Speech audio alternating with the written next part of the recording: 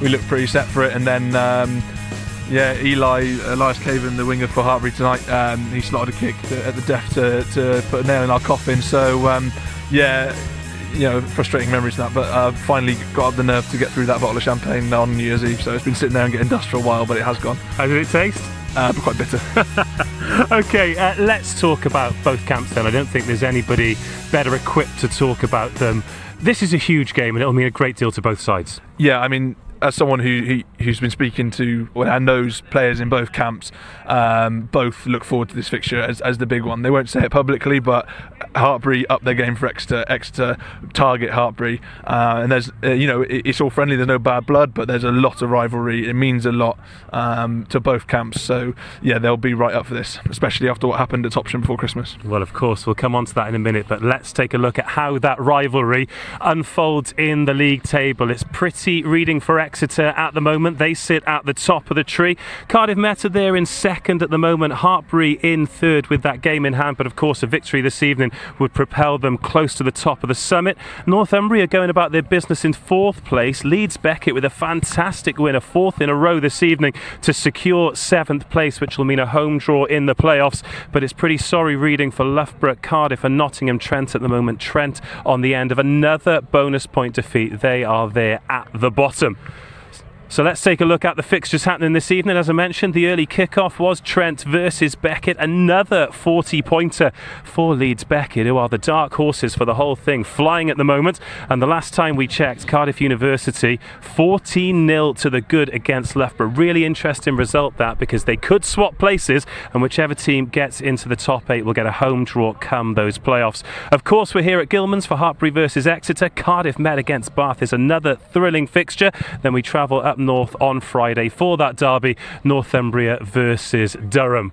Well, Si, can't wait to really pick the bones out of this one with you. But before we do, let's say a huge thank you to Yoti. Their sponsorship, their support is imperative to the success of BUCS Super Rugby. So thank you for everything, and take a look at this to find out what they're all about. Because I had already set up on the app about 3 months ago actually, when it first came to the island. I really like how simple it was to use. It's the kind of convenience we want in this holidays that we live in. You don't really want to carry your passport around on night out, you're always going to have a phone on you. The convenience to be able to go up and get my phone and just scan a thing. It's just easy, you have all your stuff in one place. And it makes life a lot easier when you're trying to prove your age, and it's quite versatile as well.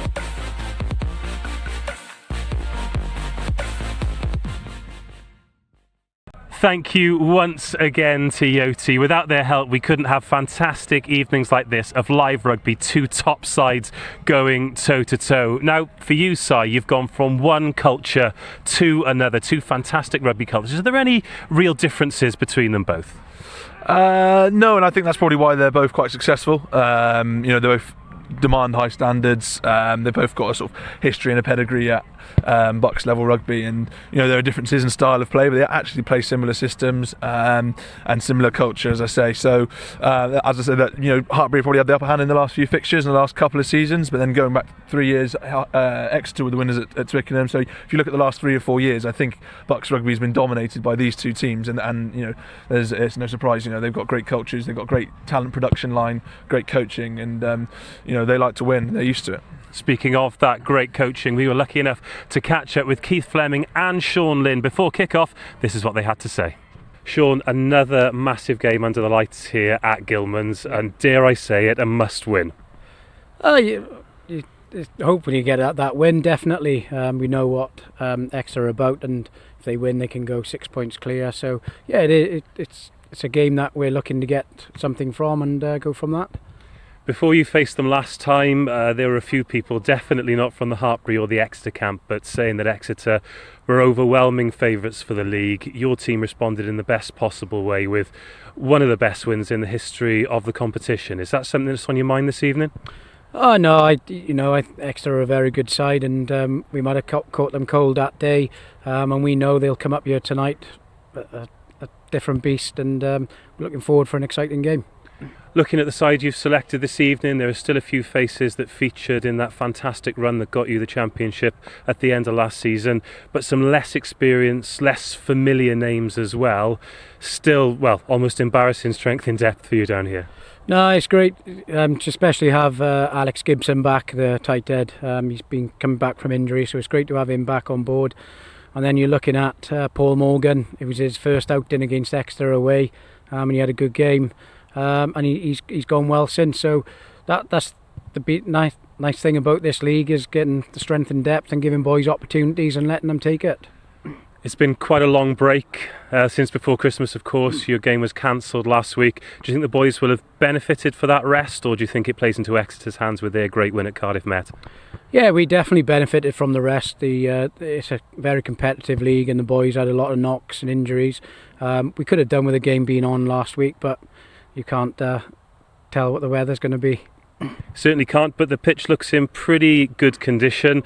You can hardly separate these two teams in the last few years. What do you think the difference is going to be come 80 minutes? It is going to be over 85 minutes, and we always have tough encounters with Exeter, and it's just about, we're just looking at keeping our discipline and not making sure Exeter have any ins. Cheers, Sean. Go well. Thank you. Cheers. With a few games cancelled last week, there was a lot of focus on your match at Cardiff Met. You had a great win against them before Christmas and a superb one just last week. That's got to fill you with confidence for these final 5 games. Yeah, I think so. It was a fair old arm wrestle down in Cardiff, and the boys showed a bit of character. We had to fight to stay in there. A few more of our opportunities that we didn't take should have been converted to points, but very happy with the win. The bigger picture, you're top of the league. However, there is history in this fixture, and last time out it wasn't a particularly pretty picture for Exeter. No, it wasn't a pretty picture. Neither was the pitch by the time we got off it either. That's history. That's all gone. We got to focus on the next game, and what we do is try and focus on performance. So we got to try and just keep pushing forward. The boys have responded fantastically well since that defeat, though. We've been improving, which is all you can ask, really. As long as we improve week on week, there's no point in peaking too early. So. The team you've picked this evening, a couple of notable absentees, hopefully nothing too serious with the injuries, but a big chance for lads to step in and make an impact? Oh, definitely. This is their opportunity now. We got 1 or 2 injured and a couple that that have fallen ill, unfortunately, but it goes with the territory. So these boys have got their chance to step up, stake a claim. If you can pick up a victory this evening, are you favourites for the league championship? Oh, I wouldn't say that. I mean, the top of the league is pretty well bunched. You got to take every game as it is until we get to the last one. I can let you know then.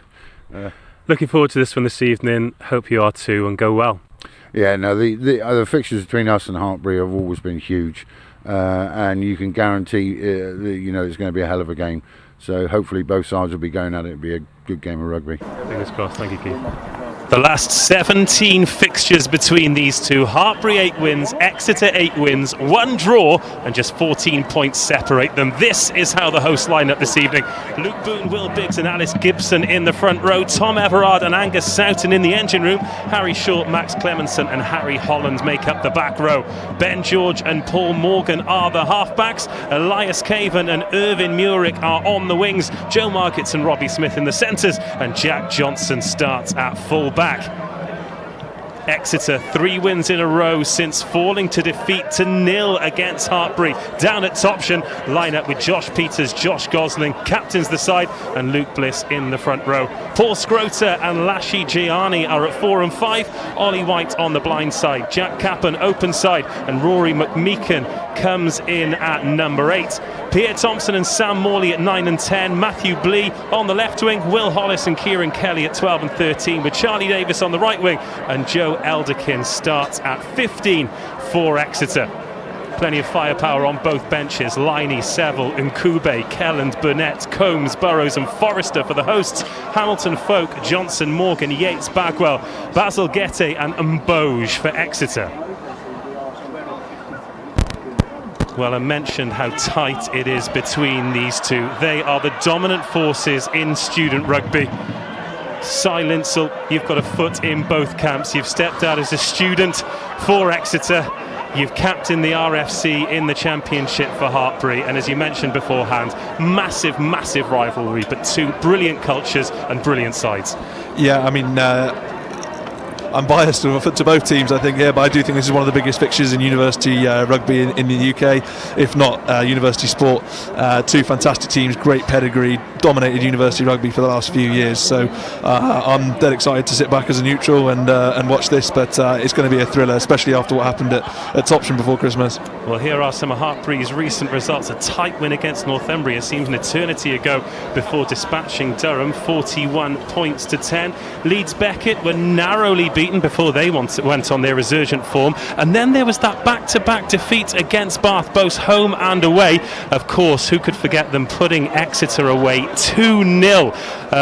That's the first time Exeter have been nil. That's the first time there's been a nil in BUCS Super Rugby. That was a surprise to everyone, but the response from Exeter has been superb. Yeah, I think that was a surprise to both sides. I don't think Hartpury was. I know Hartpury didn't expect that, and I know Exeter wouldn't have expected that. I think that's the second time Exeter have lost at Topsham in about 4 or 5 years. They like to think of it as a fortress, and I saw Keith Fleming say after the game last week at Cardiff that this week would not be about revenge. I don't buy that. If I was still leading those boys, there'd be a massive emphasis on how much that would have hurt the Exeter boys, losing not only at Topsham, not only by that many points, but also to Hartpury.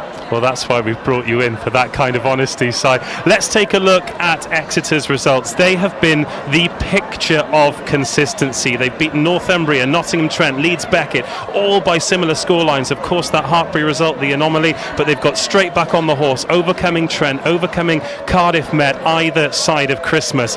Their consistency, it's bred in the culture, and it's remarkable how they keep churning out those results. They just don't seem to make mistakes. Yes and no. I can tell you from first-hand experience that Exeter are prone to a slip-up or two, but as that fixture at Topsham will show. But no, you're right. I think they've been the most consistent team this year, and they were last year, which is why they won the league. So bar the odd slip-up, I think these two, and obviously Cardiff Met are going well, but bar the odd slip-up, these two are two of the most consistent teams in the country. Counting down to kick-off here then, Hartpury versus Exeter. And that's a pretty intimidating tunnel to come through as well. The Hartpury boys keeping it tight. Looking at the fixtures coming up as well, this is a must win for Hartpury if they have got any hopes of lifting that league trophy come the end of the season. We've already touched on it, but it was around about this time last year where you captained Exeter here. You picked up the Man of the Match award, you drank that bitter bottle of champagne, and for 78 minutes you were the best team, but Hartpury still found a way to win. Yeah, and I think that's the sign of a quality side. They're never beaten till the whistle goes, and Exeter will be wary of that. They've had a couple of games, especially ours, involved in not just here but Cardiff Met away, and a few others that they've lost at the 80th minute. So, well, out come Exeter in that famous home jersey, the green and white hoops that strike fear into many a side in BUCS Super Rugby. But the silence at the Gilmans is remarkable. But listen to that change as soon as the hosts step up those steps. We've already got the beating of the drum, and it's certainly not to welcome the Exeter replacements.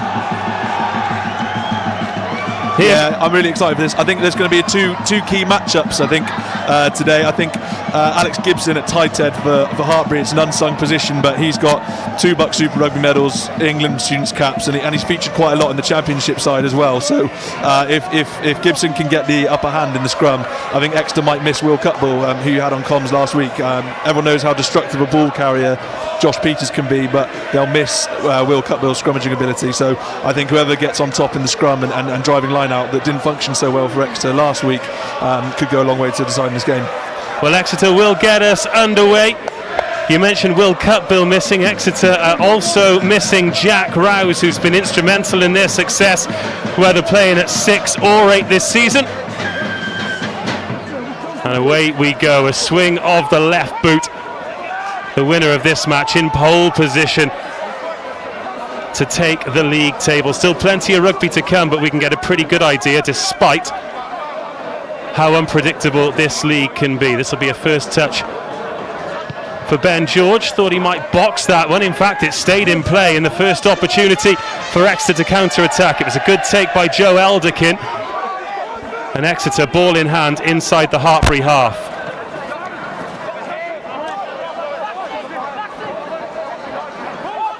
And this will be just what Exeter want to begin with. They go through the phases better than anybody else in the league.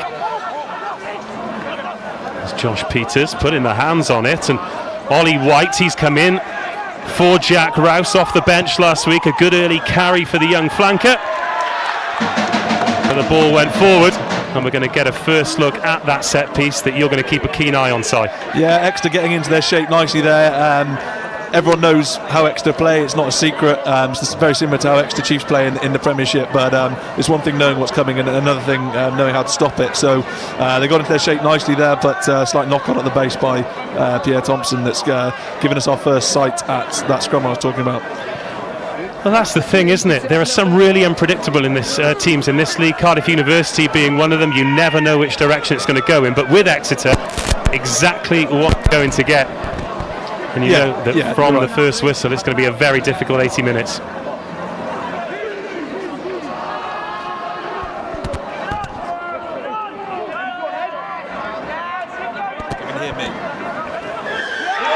And the first penalty goes Hartpury's way.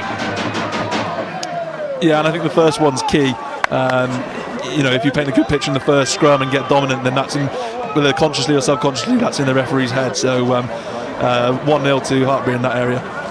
Paul Morgan with his first clearance for touch, and a good touch finder it is as well. He's not played every match this season, but did start for Hartpury in that 9-0 victory down at Exeter. Broke the line and set up a lovely try as well.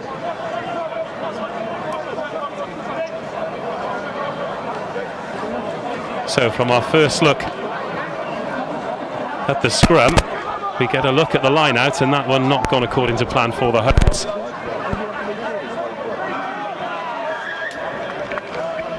Well, 2.5 minutes on our clock. Remember, it is a running clock that's not linked in with the referee, but it gives you a pretty good idea. And scrappy, to say the least. Yeah, I mean, I'm not sure who this will suit more, whether it'll be Exeter or Hartpury. We'll see. As I say, if the scrum keeps going towards Hartpury, then it'll be a good day for them. Well, all eyes on this second scrum. The two front rows, we've got Boone, Biggs and Gibson. Sean Lynn before the match said how important it was that Alex Gibson has returned to the side against Josh Pearce, George Gosling and Luke Bliss. It's been mentioned that Will Cutbill's missing. It was Joe Southfield who started at 3 last week. Bliss favoured in that jersey for this visit to Gilman's. Much more solid from Exeter, and that is a big carry straight at Paul Morgan. Make the 10 tackle. Yeah, good carry by Will Hollis. I'm sure Exeter will be using him as a bit of a battering ram in that back line today. Second carry for Ollie White, and Pierre Thompson just changing direction then. Think he got his foot caught up. Prolific try scorer, 8 this season, but usually from a lot closer in, and that's gone to ground. And Hartpury have pounced on it to turn over possession inside the Exeter half, going up the blind side. Just on the edge of the 22. Plenty of width to work with here for the hosts, but they've got the penalty again.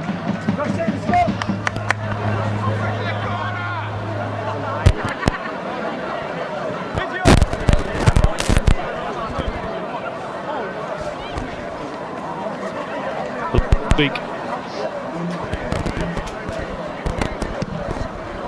against Cardiff Met, Exeter's discipline was fantastic, and Cardiff Met were a penalty machine as a result, but that's 2 conceded for the visitors already, and that's something that they'll be keen to rid themselves of.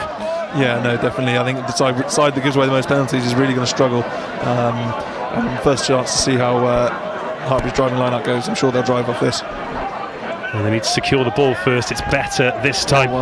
Harry Holland gathers it at the back of the line, and now they can start to move forward. It's broken up, but the ball's still there at the back, and Exeter going backwards. It looks pretty organised here for Hartpury, closing in on that line. Pulled down short. There's a first attack at it. The ball goes to ground, but it's short of the try line. 5 minutes gone here. First real opportunity for the home team. Advantage coming for another penalty. They've got a free shot at this. Do they keep it tight or put the width on it? Robbie Smith waits there. Jack Johnson as well, but they go up the blind side. Soughton. Good cover defence coming in there from Exeter. Now we do go for the penalty.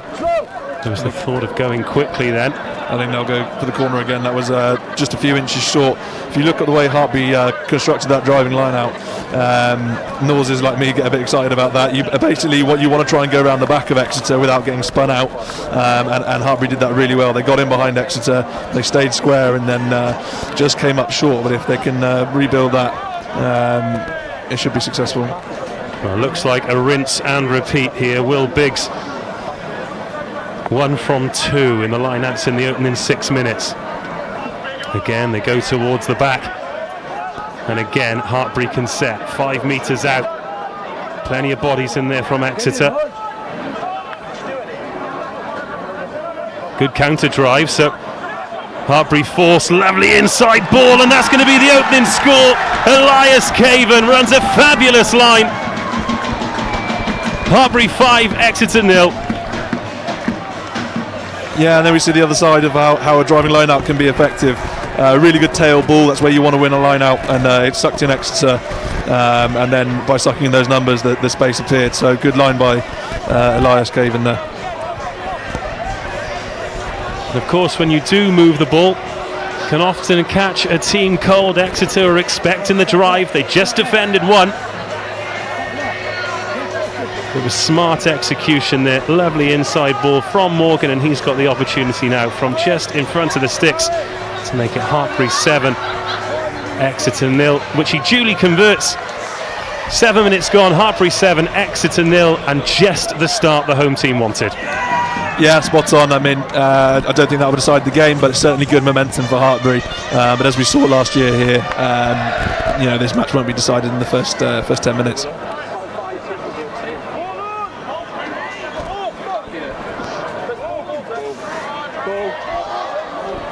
Elias Caven running a great line there. Got a couple of tries from Exeter. Let's take another look at the try then. A couple of interesting lines run by defenders there from Hartpury. Yeah, I mean that's not my forte. That I'll take guys running off 9 round the breakdown, but get me in those outside channels I'll struggle. So I'll comment on the driving line out instead. That is the voice of Si Linsell joining us on co-commentary today as that gets charged down. You're very often vulnerable after you score a try, but Alex Gibson picks up the pieces there. If that had gone Exeter's way,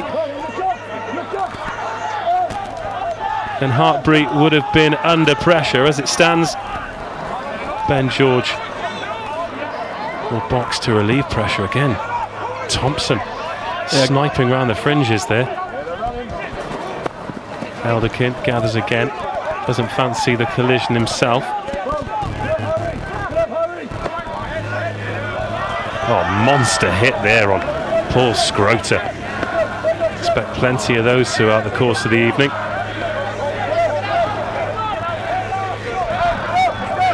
Thompson digs again, not particularly quick ball, so Jayani puts his head down, trundles in between 10 metre and halfway. Yeah, Lasher has got a suitable name for a university rugby player. He's also got Georgia under-20s caps, so he's got a bit of international experience in the Exeter squad today. Yeah, they're tough old boys, those Georgians as well. That's what Exeter will do in that middle third. They won't be afraid to go through 10, 15 phases and not really go anywhere necessarily, but maybe gain the odd yard. But they're happy to just play and play and play and wait for the defending team to make a mistake or give away a penalty. So that's exactly what Exeter were looking for there. Great crowd as always at Gilman's. We just saw they brought the orchestra. I expect to hear plenty from them. Not sure what the tunes or the rhythm will be like, but they'll certainly bring the noise. You mentioned that discipline and the phases. It really stood out for me when they went up to Headingley to play Leeds Beckett, and they must have gone through 20 phases when they were a metre out, and you just knew they weren't going to make a mistake. Come those tight games, those playoff games later on, it's going to take a fantastic performance to get around them. But they've got to get through tonight first. Following this visit to the Gilmans, it's 4 home games, and if they could get something this evening, it could well be back-to-back league wins.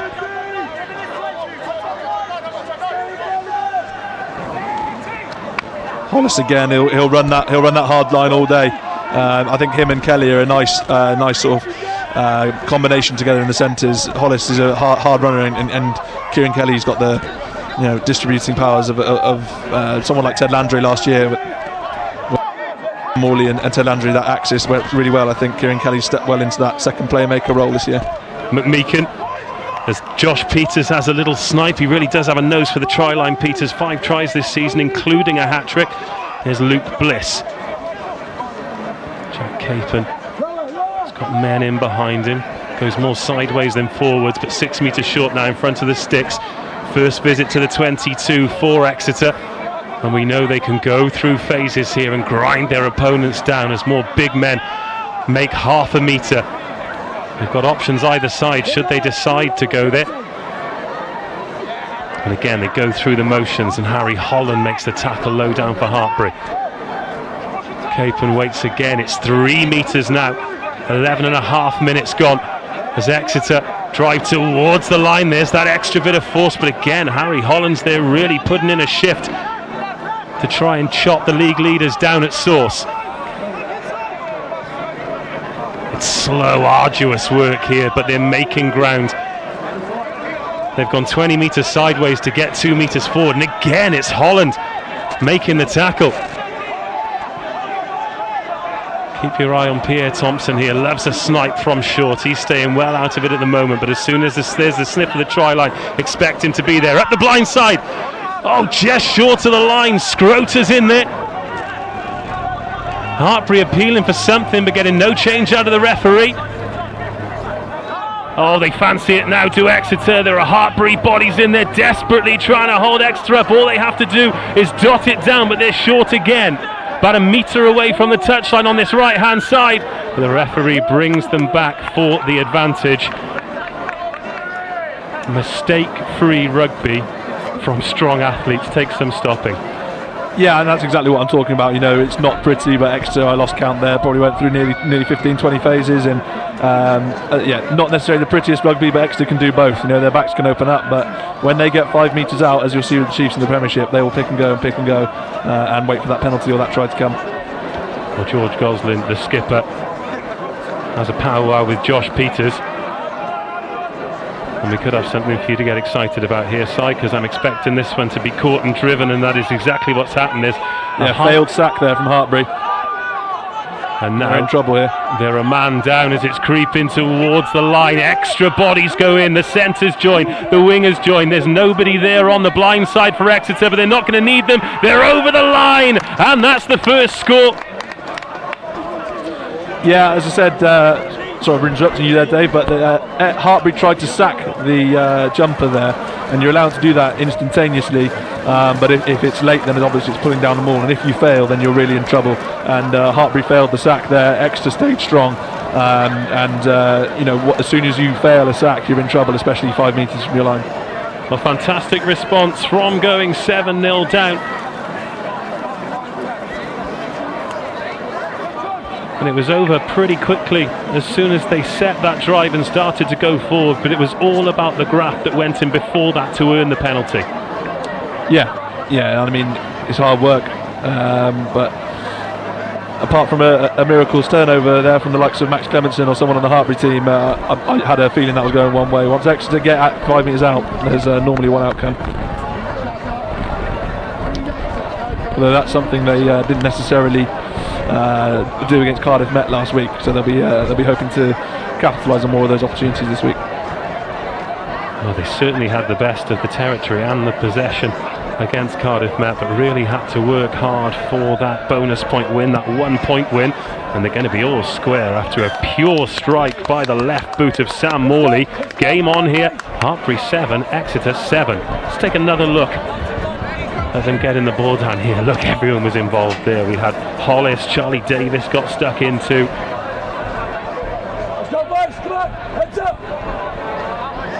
I think it was Will Hollis who scored.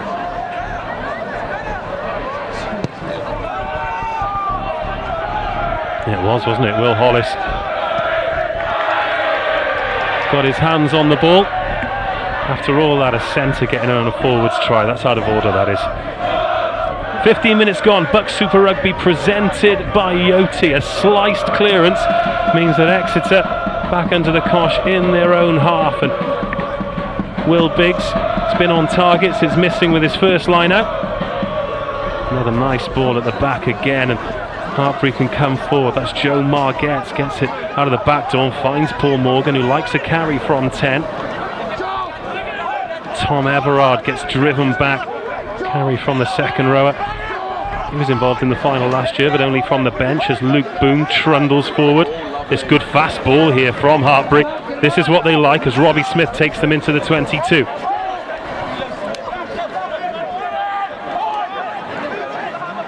There's Ben George. That flat pass on, short ball from Morgan. Bring the big men into play and get more quick ball, which they have done in these phases. There's a try scorer, Caven. Comes in field looking for work, but doesn't take the ball at any kind of pace. Here's Soughton.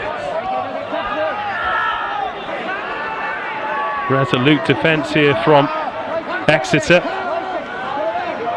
Luke Boone gets his head down. He has a man mountain. He gets any yards up. Nice offload there to bring Ben George back into the game, but Hartpury going backwards a bit here. Max Clemenson takes the carry. Here's Johnson. Has a little look out the back door, but he takes and brings it down. Oh, gets it away, but it goes into touch.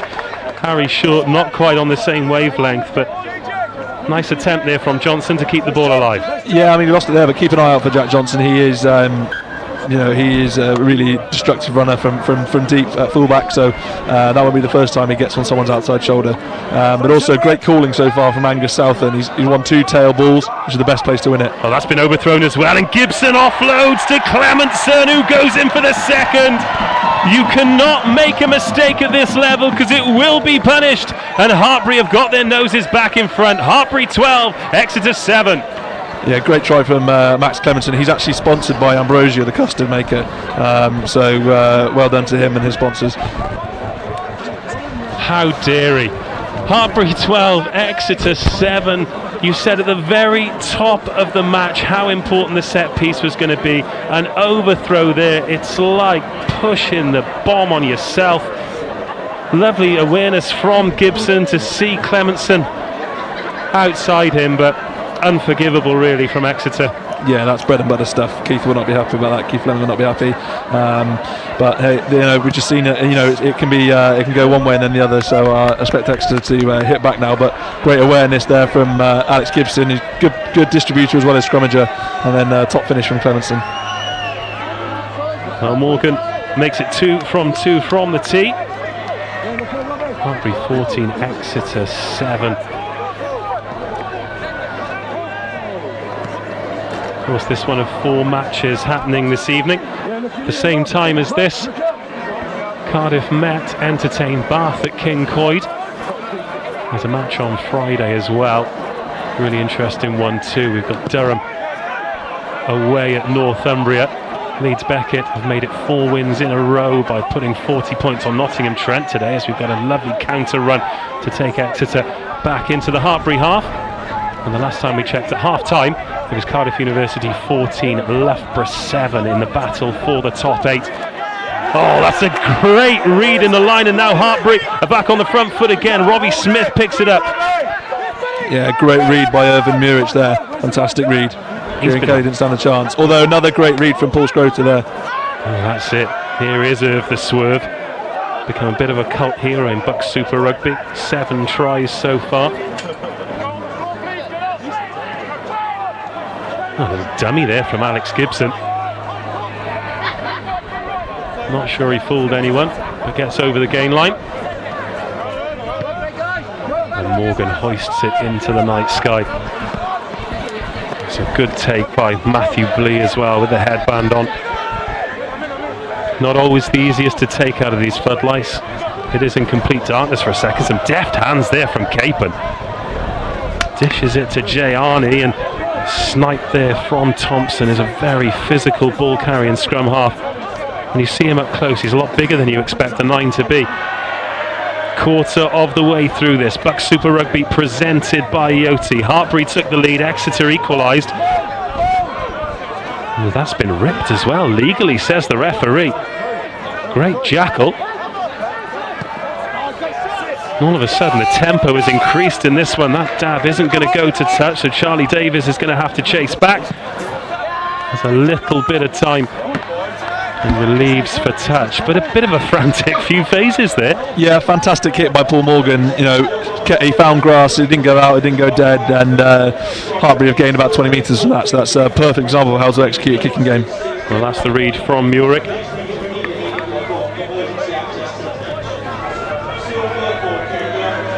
Came rushing over the line. Of course, that is a gamble, but when it comes off, pays dividends. Well, Exeter send a man up there. In fact, George Gosling's lifting in the line out. Neither of them took it cleanly, but it was enough to put Hartpury off. And Exeter take the ball into contact through Scrota.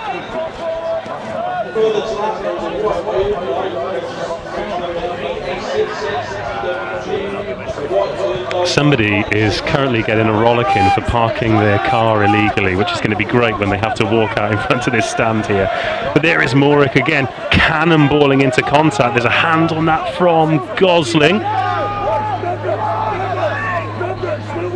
Exeter warned off that one by the referee as Alex Gibson gets shoved towards the contact zone. Yeah, good refereeing there. There's always a grey area. That I like it when a ref explains and gives you a chance to get back on side when it can be uncertain.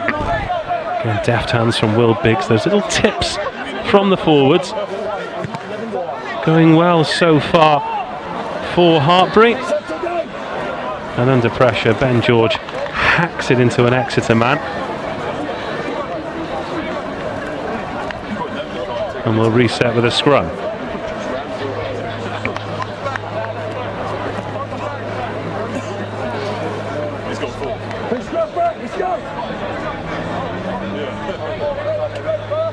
I'd expect Alex Gibson to really attack this scrum here, put to use that size and that technique and that bags of experience he's got, but also Josh Peters' bags of experience at loosehead. I think he's going into his 5th year at Exeter now, and people told me I needed to move on, but it was about time he left, I think.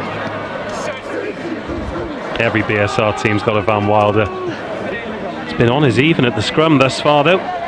If it does start to creak for Exeter, they've got the option of Matt Johnson, who often comes on in the second half. Speaking of men mounting, really is a big lump is Johnson, but laws of physics state he's pretty tough to move.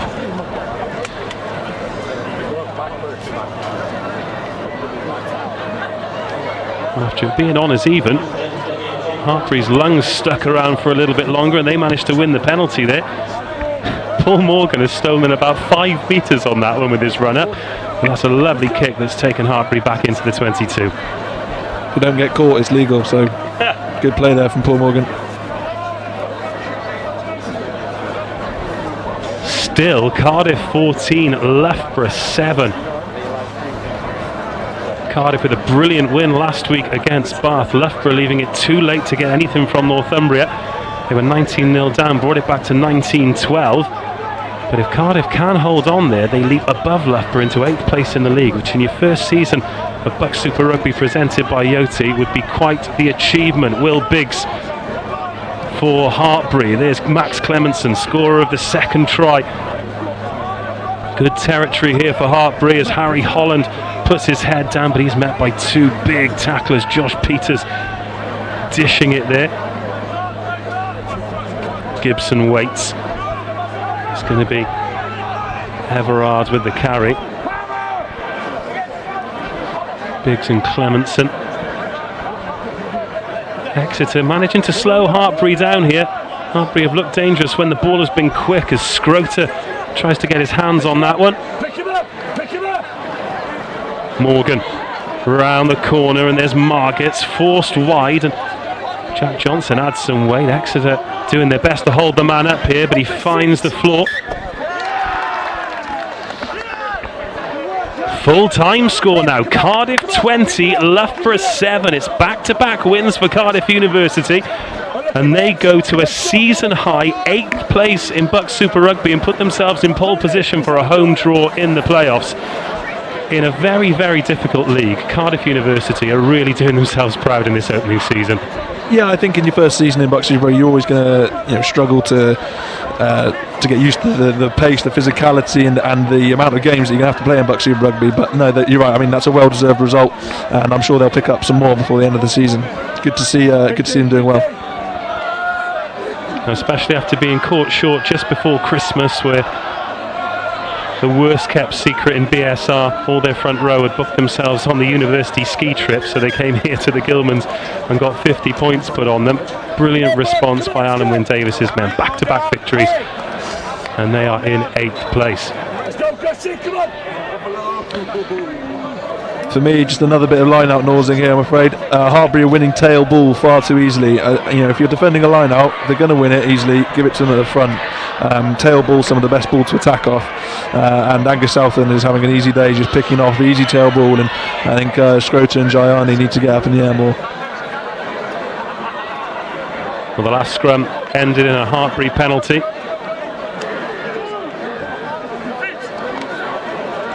I think we got a flash up to say it was actually Cardiff University 20, Loughborough 14 at full time, which means Loughborough do pick up that losing bonus point, but will not affect the fact that Cardiff jump above them in the league. Now, Hartpury trying to turn the screw here, and the front row pop up for Exeter, but the referee pops up with a penalty in favour of the Greens. Yeah, it's 50-50 for me. I think Luke Bliss popped up there and could have gone either way, but Exeter will be glad to get one back on Hartpury, but potentially a lucky one.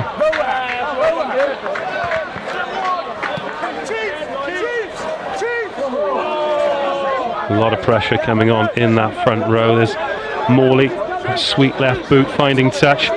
Just the one opportunity from the tee for him that he converted.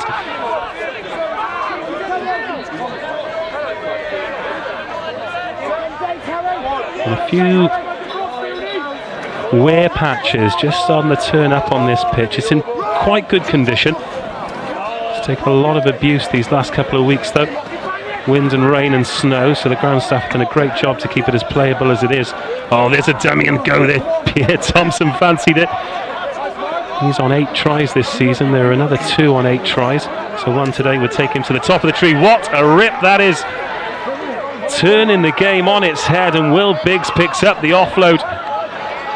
And Exeter just not being able to get up ahead of steam as Robbie Smith looks to release Jack Johnson, who takes Hartpury back into the Exeter half. Margette gets himself in a bit of trouble. Gets the ball away though. There's some footwork from Morgan, but all of a sudden Exeter, having lost the ball, seem to have turned up the heat in defence. They've driven Hartpury back at the last 3 or 4 contacts. Yeah, good dominant collisions from Exeter. Keep an eye out for Jack Capon, he'll be putting those in all day. And there's the box over the top. It's quite a flat one, but the chase comes on. Oh, and that's well taken on the right hand side. Charlie Davis, he's being held up by Morgan, but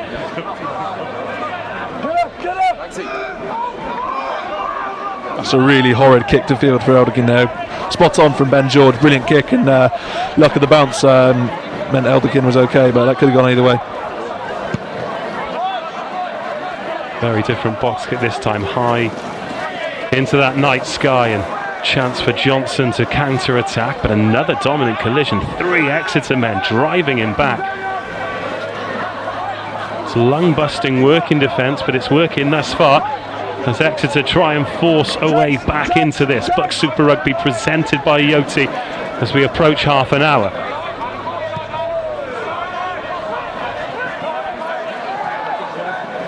Again, Hartpury box up that channel, but that kick's returned with interest. Won't find touch, but Johnson puts boot to ball just inside the 22, outside the tram lines. Elderkin, knowing that 15 isn't home, picks out Elias Caven instead. Bit of football in there from Charlie Davis. Lovely touch. And at the moment, the forwards just running shuttles in the middle of the park. Caven gets fed up of the kicking game, takes it into contact.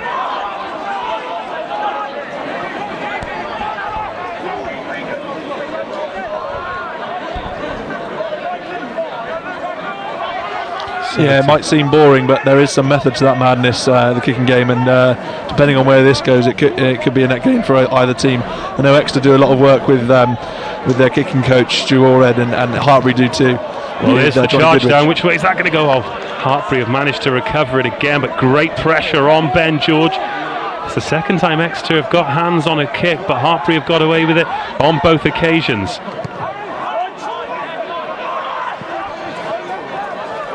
Pierre Thompson gets caught out by the bounce.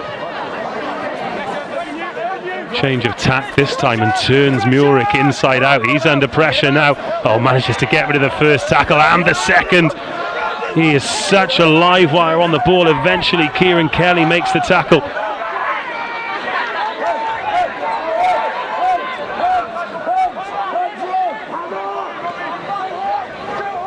Here's Holland. Wants to put Caven through the gap, but that's drifted forward. Then Exeter win the arm wrestle. Yeah, as I say, that kick tennis was for a reason, and it's a net gain for Exeter, but I think they're lucky there. Hartpury had an overlap, and I didn't see if that was forward or not. And there's Holland. Yeah, potentially 50-50. Difficult to tell. Well, they had that overlap there. If Elias Caven gets that out, Hartpury are away. The referee George Salewood was in a great position for that one. Got a Hartpury player taking a knee on the 22.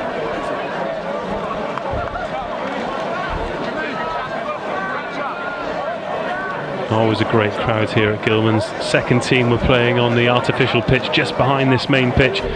Beforehand, another victory for them.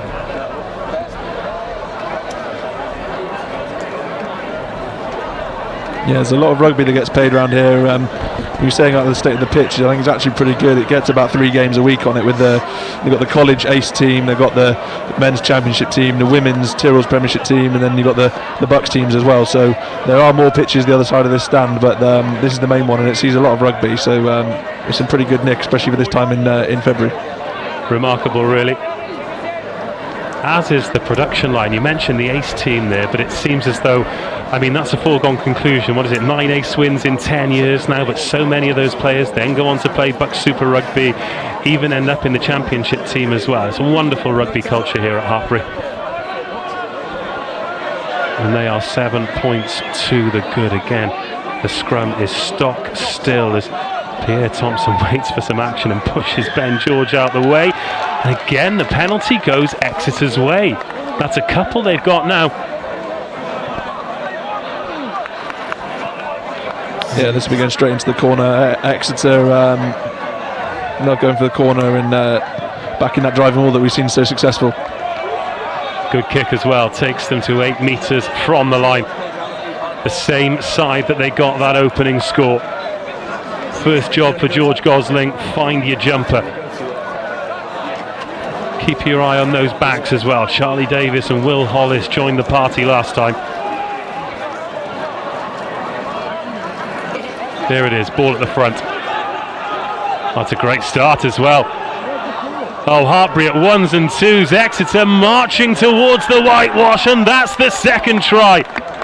Yeah, another chance for me to talk about line out, so I'm chuffed. That is, it's a brave tactic from Hartpury. If you can pull it off by not engaging with the maul, then you can go round the back and pick the ball off. But what Paul Schroeter did is actually a very sloppy line out from Exeter, but what Paul Schroeter did really well is he held on to the ball at the front, and as long as he's carrying the ball, then it's not obstruction.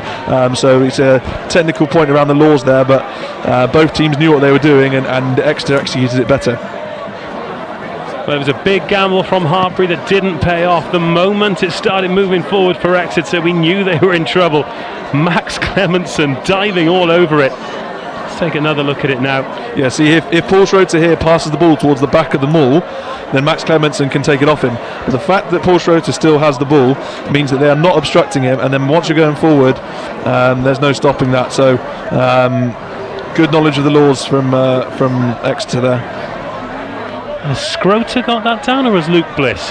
One of the two. I'm sure they'll be arguing about it on the bus on the way back, but it's another 5 points for Exeter. And Sam Morley with the opportunity to level things up here. We expected it to be close. And that's going to sneak inside the near post as well. Lovely strike from Morley. Hartpury 14, Exeter 14, game on. Yeah, fantastic kick from Morley. That's right on the touchline with a potentially intimidating crowd. And that's a real pressure kick. So fantastic kick from him. 14-all. BUCS Super Rugby presented by Yoti. 5 minutes until half-time. Hartpury have taken the lead twice, and Exeter have patiently responded both times. And they put boot to ball again. Johnson takes this one with a little bit of space, but instead opts for the pass this time, and Harry Holland takes the contact. Yeah, I'd like to see it from a Hartpury point of view. I'd like to see Jack Johnson have a go there. He's really dangerous on that counter-attack. But Exeter's line speed was good, their kick chase was good, and they brought in. But keep an eye out for Jack Johnson. He can be very dangerous in those positions. Well, Johnson is one of those players who's graduated through ACE, through BSR, and has turned out for the championship side this season as well.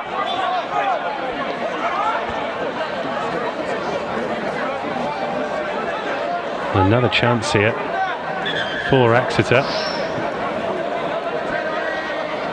And as they were waiting for the referee's whistle there, I think Paul Scrota's hit the deck quite hard.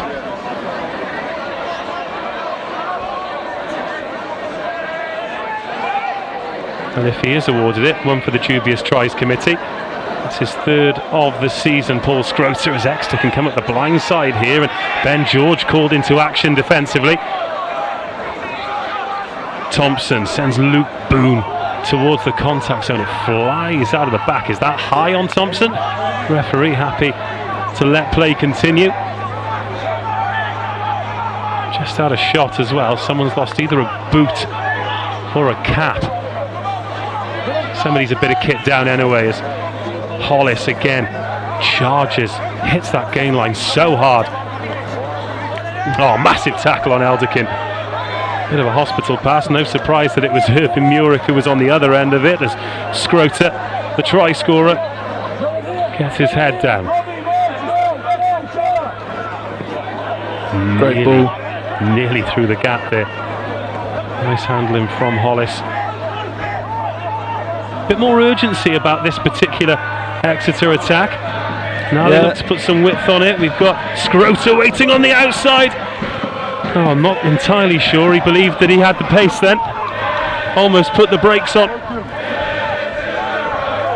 Nothing better in rugby than a galloping second row in space. Who's that? I think that was Swervin Irvin. Someone got a brilliant turnover on the far side there. That's fantastic defence from Hartpury, as Exeter were looking to go into their motions and go through their system. And there is the orchestra, enjoying the evening here. It's a little bit milder than I expected it to be actually. Last week it was bitterly cold. But good conditions, especially for the time of year. And they're being rewarded with a great match as we approach half-time. BUCS Super Rugby presented by Yoti. Yeah, this is too close to call at the moment. Two packs going so another tail ball from Hartpury. Exeter need to start getting up there. Well, the one time they did go up to contest it, they didn't get hands on it, but they did enough to disrupt the ball. So I'm surprised they haven't stuck with that. Will Biggs in control at the back. Good 10 metres made here before Biggs tries the offload. No need to go out of the back door there. The referee said it had gone backwards. I wasn't sure, but the big ref in the sky has levelled it out, and it's Exeter ball.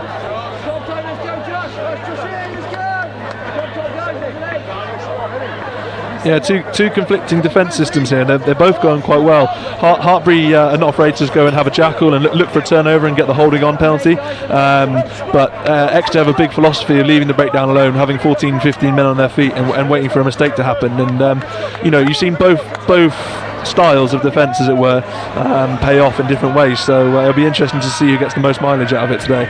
Will Biggs here, Ben George telling him exactly where he wants it, and then just pops it out of the back door. Yeah. Could this be the last attack before half-time? Hartpury really turning the screw, and Alex Gibson's popped up, but the referee letting them get away with it. Morley Hollis. Here's Elderkin. Good cover tackle there, Robbie Smith, the man. Another carry from Rory McMeekin. I've lost count. He's already put in nearly 10, I reckon. He's a complete workhorse there, Rory is. Duracell battery, and he leads from the front. He's the club captain down at Exeter this year, and he really leads in every facet of the club. And he's come in at 8 for Jack Rouse today, who does a very similar job, and you wonder whether or not they'd miss a player of his calibre at this level, but McMeekin has been superb for 40 minutes. Our clock's gone red. That does not mean the referees has, and Sam Morley has a dart himself, tries to get the hands free, and Ben George tries to slow things down. Great opportunity here for Exeter, just outside the 22, with what will be the last phases of the first half, as Scroter goes through, finds the pass, and Ollie White goes in under the sticks.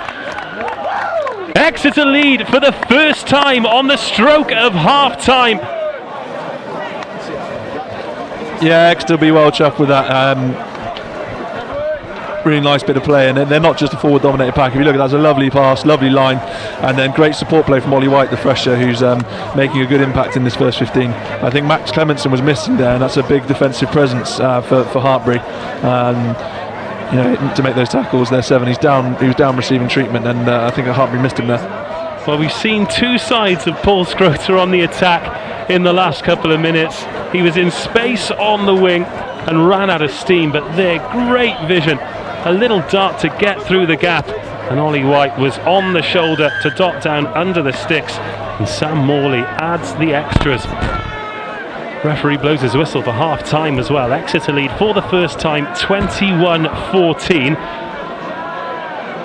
and after that mistake that meant they were behind, I think Keith Fleming will be much happier than half time than he thought he was going to be after 15 minutes.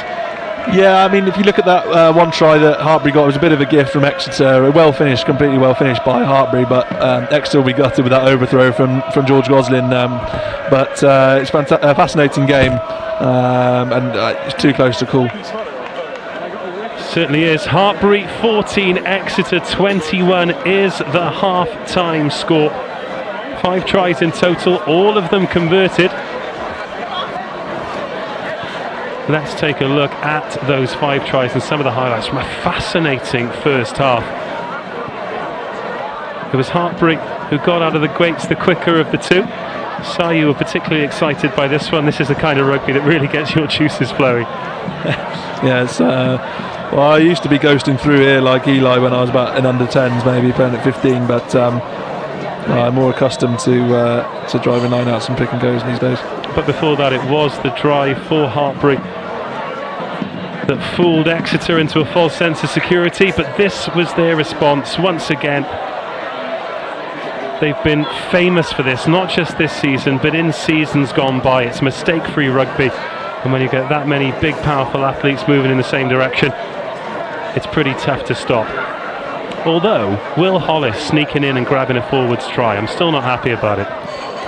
Yeah, no, they have a tendency to do that, pinch them at the last minute, but Exeter won't care who scores it. It's normally George Goslin taking the easy ones, and I'm sure he won't mind someone else getting the credit. This is the one that will really annoy Keith Fleming, this overthrow from Gozzi. Doesn't need to hit double top there if Hartpury is staying down, and really well picked off by Alex Gibson and Max Clementson. Yeah, nice line from Clementson. You could say that's a missed tackle by Morley, but you're not expecting to make that tackle. Yeah, no, if you're caught unawares there, then as you say, you're not expecting to make it. You're flat-footed, and that's not necessarily Sam Morley's fault. This is impressive from Exeter. Good knowledge of the laws, as I said. We've got a couple of replays of this. See if we can get conclusive as to who actually dotted it down. I've given it to Scroter because I think he deserves it. He's got his hands on the ball there. As Luke Bliss just about pinched it. Maybe he has. Gets the congratulation from Scroter, so maybe that was Luke Bliss's try after all. But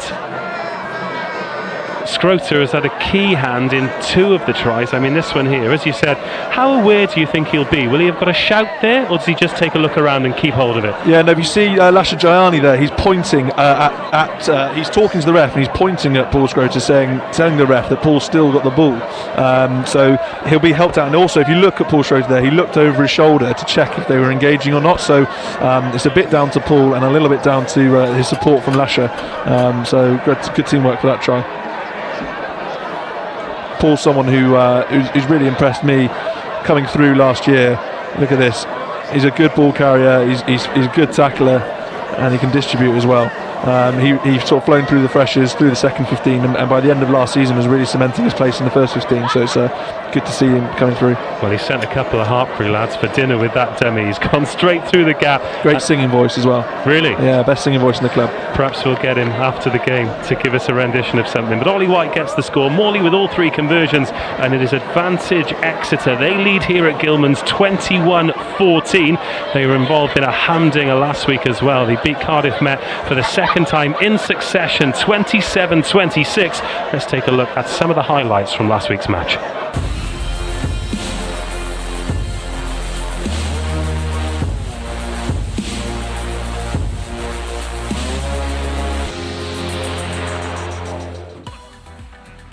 Maikin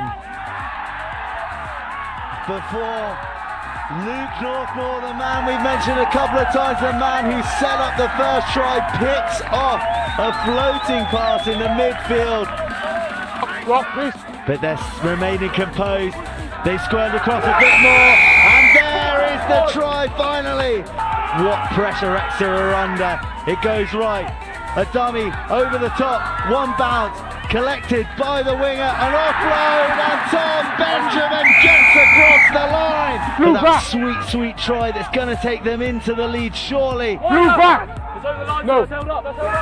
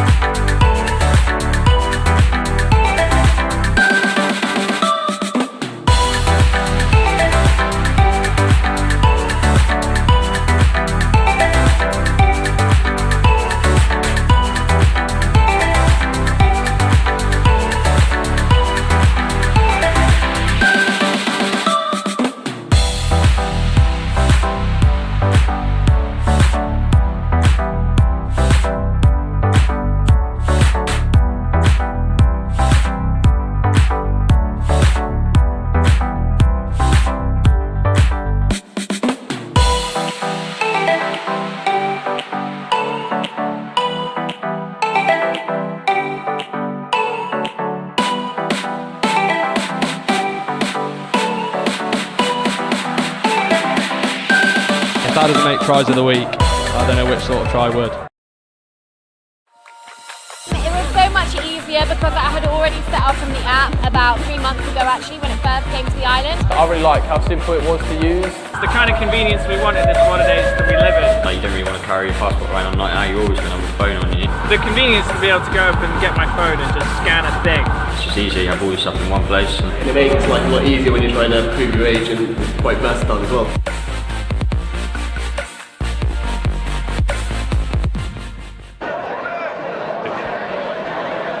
Well, if you're enjoying this and you're joining us for the first time, or if you're a seasoned BUCS Super Rugby pro, then why not join myself and Joe Burns on the BUCS stops here. We try and get together every week, but we've had a bit of a sabbatical over Christmas as the kilos have got the better of me. But we're back on track now. We recorded a great episode yesterday, and we talked through as much as we can, not just about what goes on week to week, but what players past and present are up to as well. We're on SoundCloud, as you can see there, but we're also on Acast and Spotify as well. All the mod cons, Apple and iTunes are still beating us, but the BUCS stops here. We've had you on, haven't we, Si? Not live, no. I've sent in the odd message, but haven't been on for a chat yet. Well, that's it. You've signed yourself up now. Anyway, here are the matches coming up. We'll be bringing you at least one live match a week from now until the end of the competition. We're back here next week. It's Hartpury once again. Of course, it's Hartpury versus Exeter this evening, but those are some dates for your diaries. The quarterfinals, they're yet to be drawn. They are on Wednesday, March the 20th. The semis are the 27th, and then the Twickenham final, April the 10th. You've not been on the right end of a Twickenham final, but what an occasion for the players that get the opportunity to be involved. Yeah, it's a fantastic occasion, and it's what everyone is aspiring to, and everyone trying to put it out their mind until the end of the season. But if you get the chance to be there, it's fantastic. And as you say, I was unfortunately on the losing side in 2017, and was on my year abroad in 2016 when Exeter won it. So I don't know what it's like to lift the trophy, but I've heard from the Hartpury boys here and on many occasions what it feels like, so they won't let me forget, unfortunately. Well, that is the league as it stands. Exeter 49 points, Cardiff Met 44, Hartpury 43. I maybe unfairly described Cardiff Met as Tottenham Hotspur a little bit earlier in the week, in so much that they're close to the top of the league, but it doesn't feel like they're in the title race. Hartpury essentially need to win this match if they're going to lift that league trophy. Yeah, I think nothing's concrete here, and you saw how well Cardiff Met did in the BUCS final last year, pushing Hartpury close. And although if you look before Christmas, the league was very congested. I'd say there are maybe a runaway 3 there. I wouldn't write Cardiff Met off too soon, but you're right. I think if Exeter get a couple more wins and then carry that momentum into a number of home fixtures, Keith Fleming won't like me saying this, but they've got to be favourites. Well, he was tight-lipped when I interviewed him before the match, but they've got 4 home games after this. Let's take a look at Hartpury's fixtures. They've got 2 against Cardiff Met, and they will be key.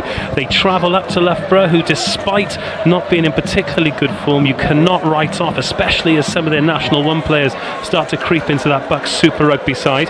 And then they've got a couple against Nottingham Trent, home and away, because of course one of those a rearranged fixture that they lost last time around. So still 5 games after this. When you do lose a game, it does become a congested fixture calendar, but that does give you the chance to build some momentum.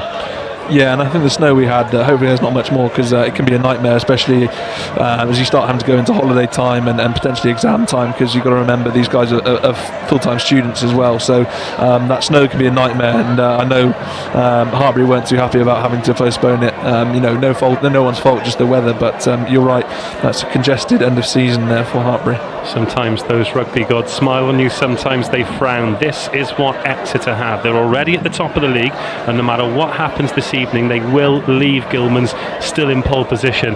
Then they have Loughborough at home, Durham at home, Bath at home, Cardiff at home, and of course that Durham match is the one at Sandy Park as well.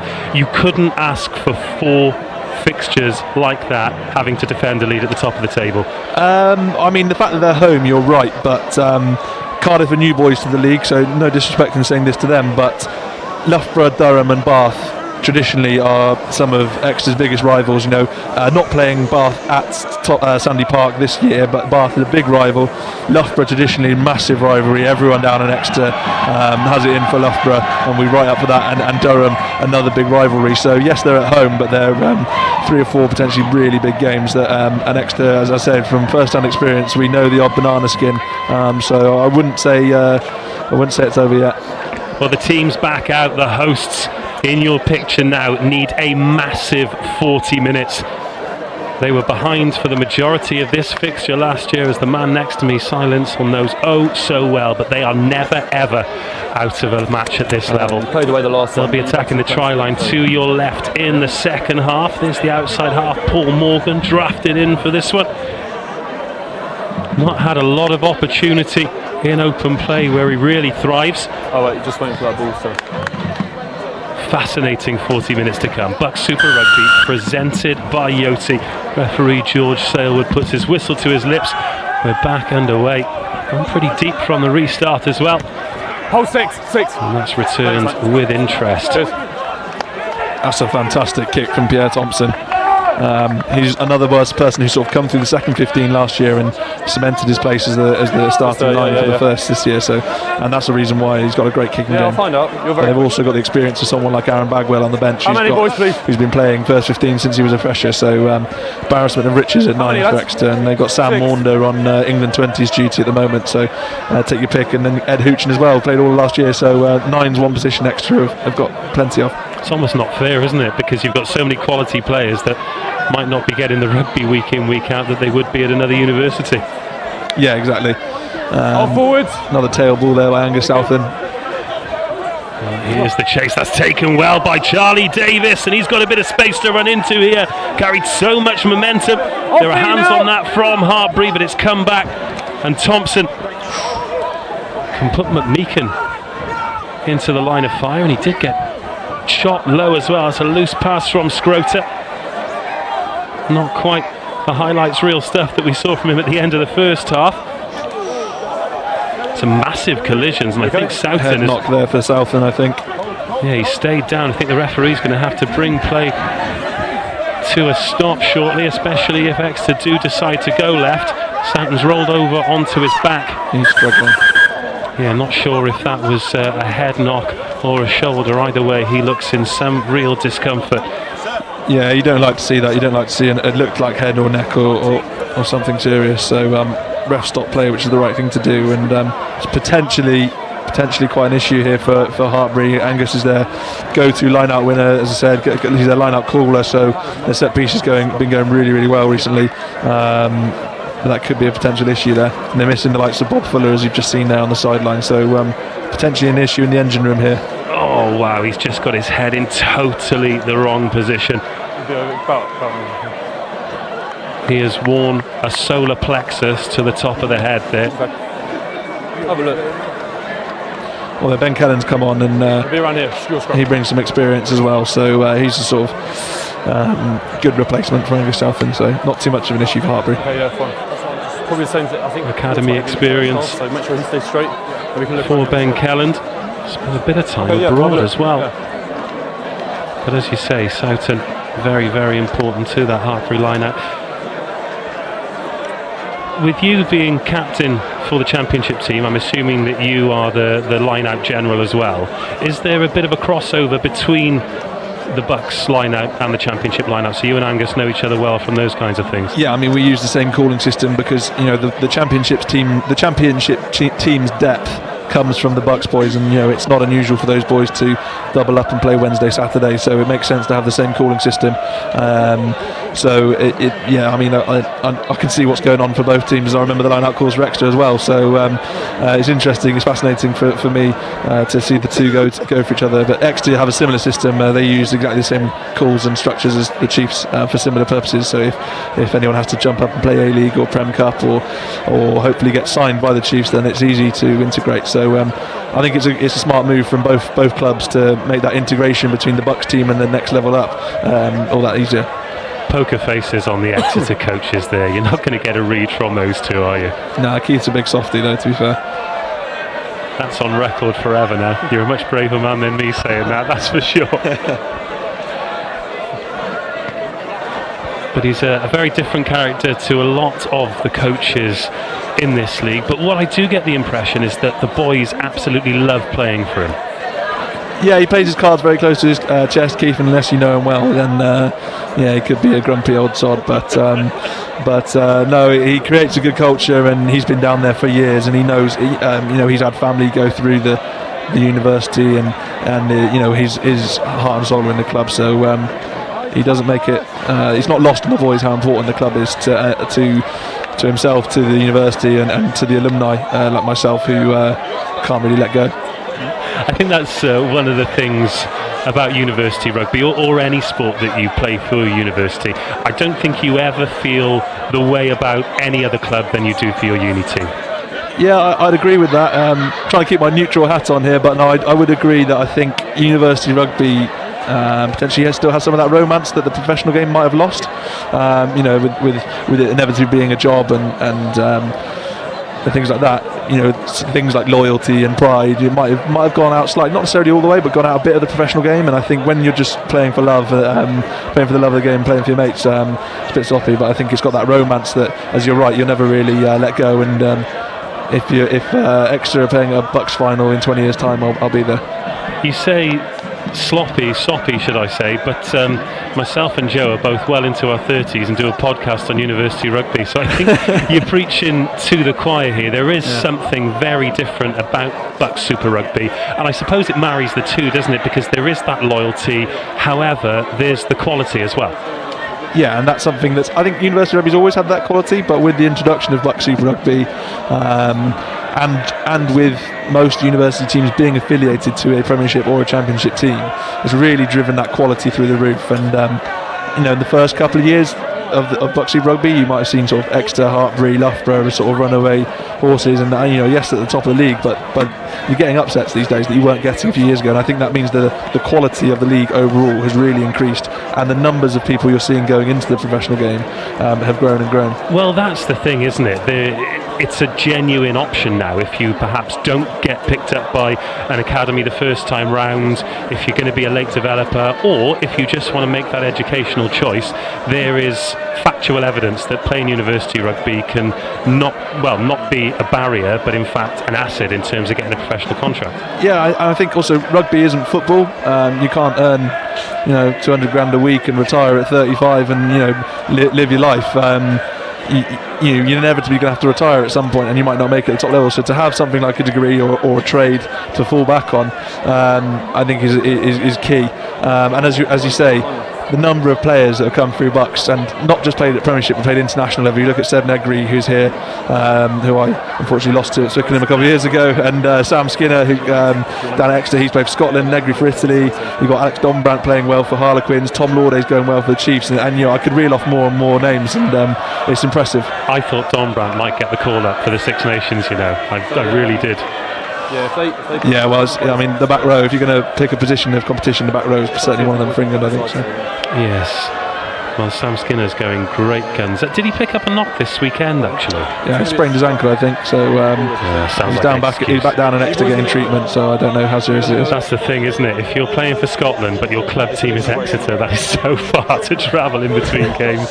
Yeah. I think they might pay his expenses, so he'll be alright. I'd have thought so. He did actually join us on the BUCS Stops here, so if you find yourself wanting to know a little bit more about the league, then get onto that SoundCloud page. He took some time out. It was just after he'd got man of the match against Fiji. That's on debut against Fiji. Yeah. What a performance. That is next week's fixture, just before Valentine's Day, so you won't get in trouble with your significant other for tuning in on a Wednesday night. Hartpury versus Cardiff Met. It's not Valentine's Day, but it is my mum's birthday. So, 13th? Yeah, might have to give that one a miss. Treat her to a nice night at BSR. We're back here at Gilman's, and that is a massive, massive game. If Hartpury can turn this one around, then they'll need to beat Cardiff Met, and Cardiff Met need to win every match to keep their title aspirations alive. Exeter, of course, the reigning champions. They beat Cardiff Met last year on bonus points to lift the league trophy, and then Hartpury, with a well-executed try with the clock red, beat them at Twickenham. So it's a tough old season for Danny Milton and Ian Gardner's men. If you are just tuning in and you're wondering why we're looking at Hartpury warming up on the pitch, we have an injury. Angus Soughton picked up a head knock, got his head in the wrong position in a tackle, and he's down there receiving medical treatment. The score is Hartpury 14, Exeter 21. We're only a minute or so into the second stanza. Just everything crossed for Angus, really. Hope it's not too serious. Yeah, you hate to see this. It's potentially serious, but also they do err on the side of caution, so hopefully this is just being extra careful. But it did look like head or neck, and it's good to see him getting the right treatment, and you certainly don't want to rush these injuries. So all our thoughts with Angus, and hopefully, as I say, that's not too serious. But at the moment, it's looking that way.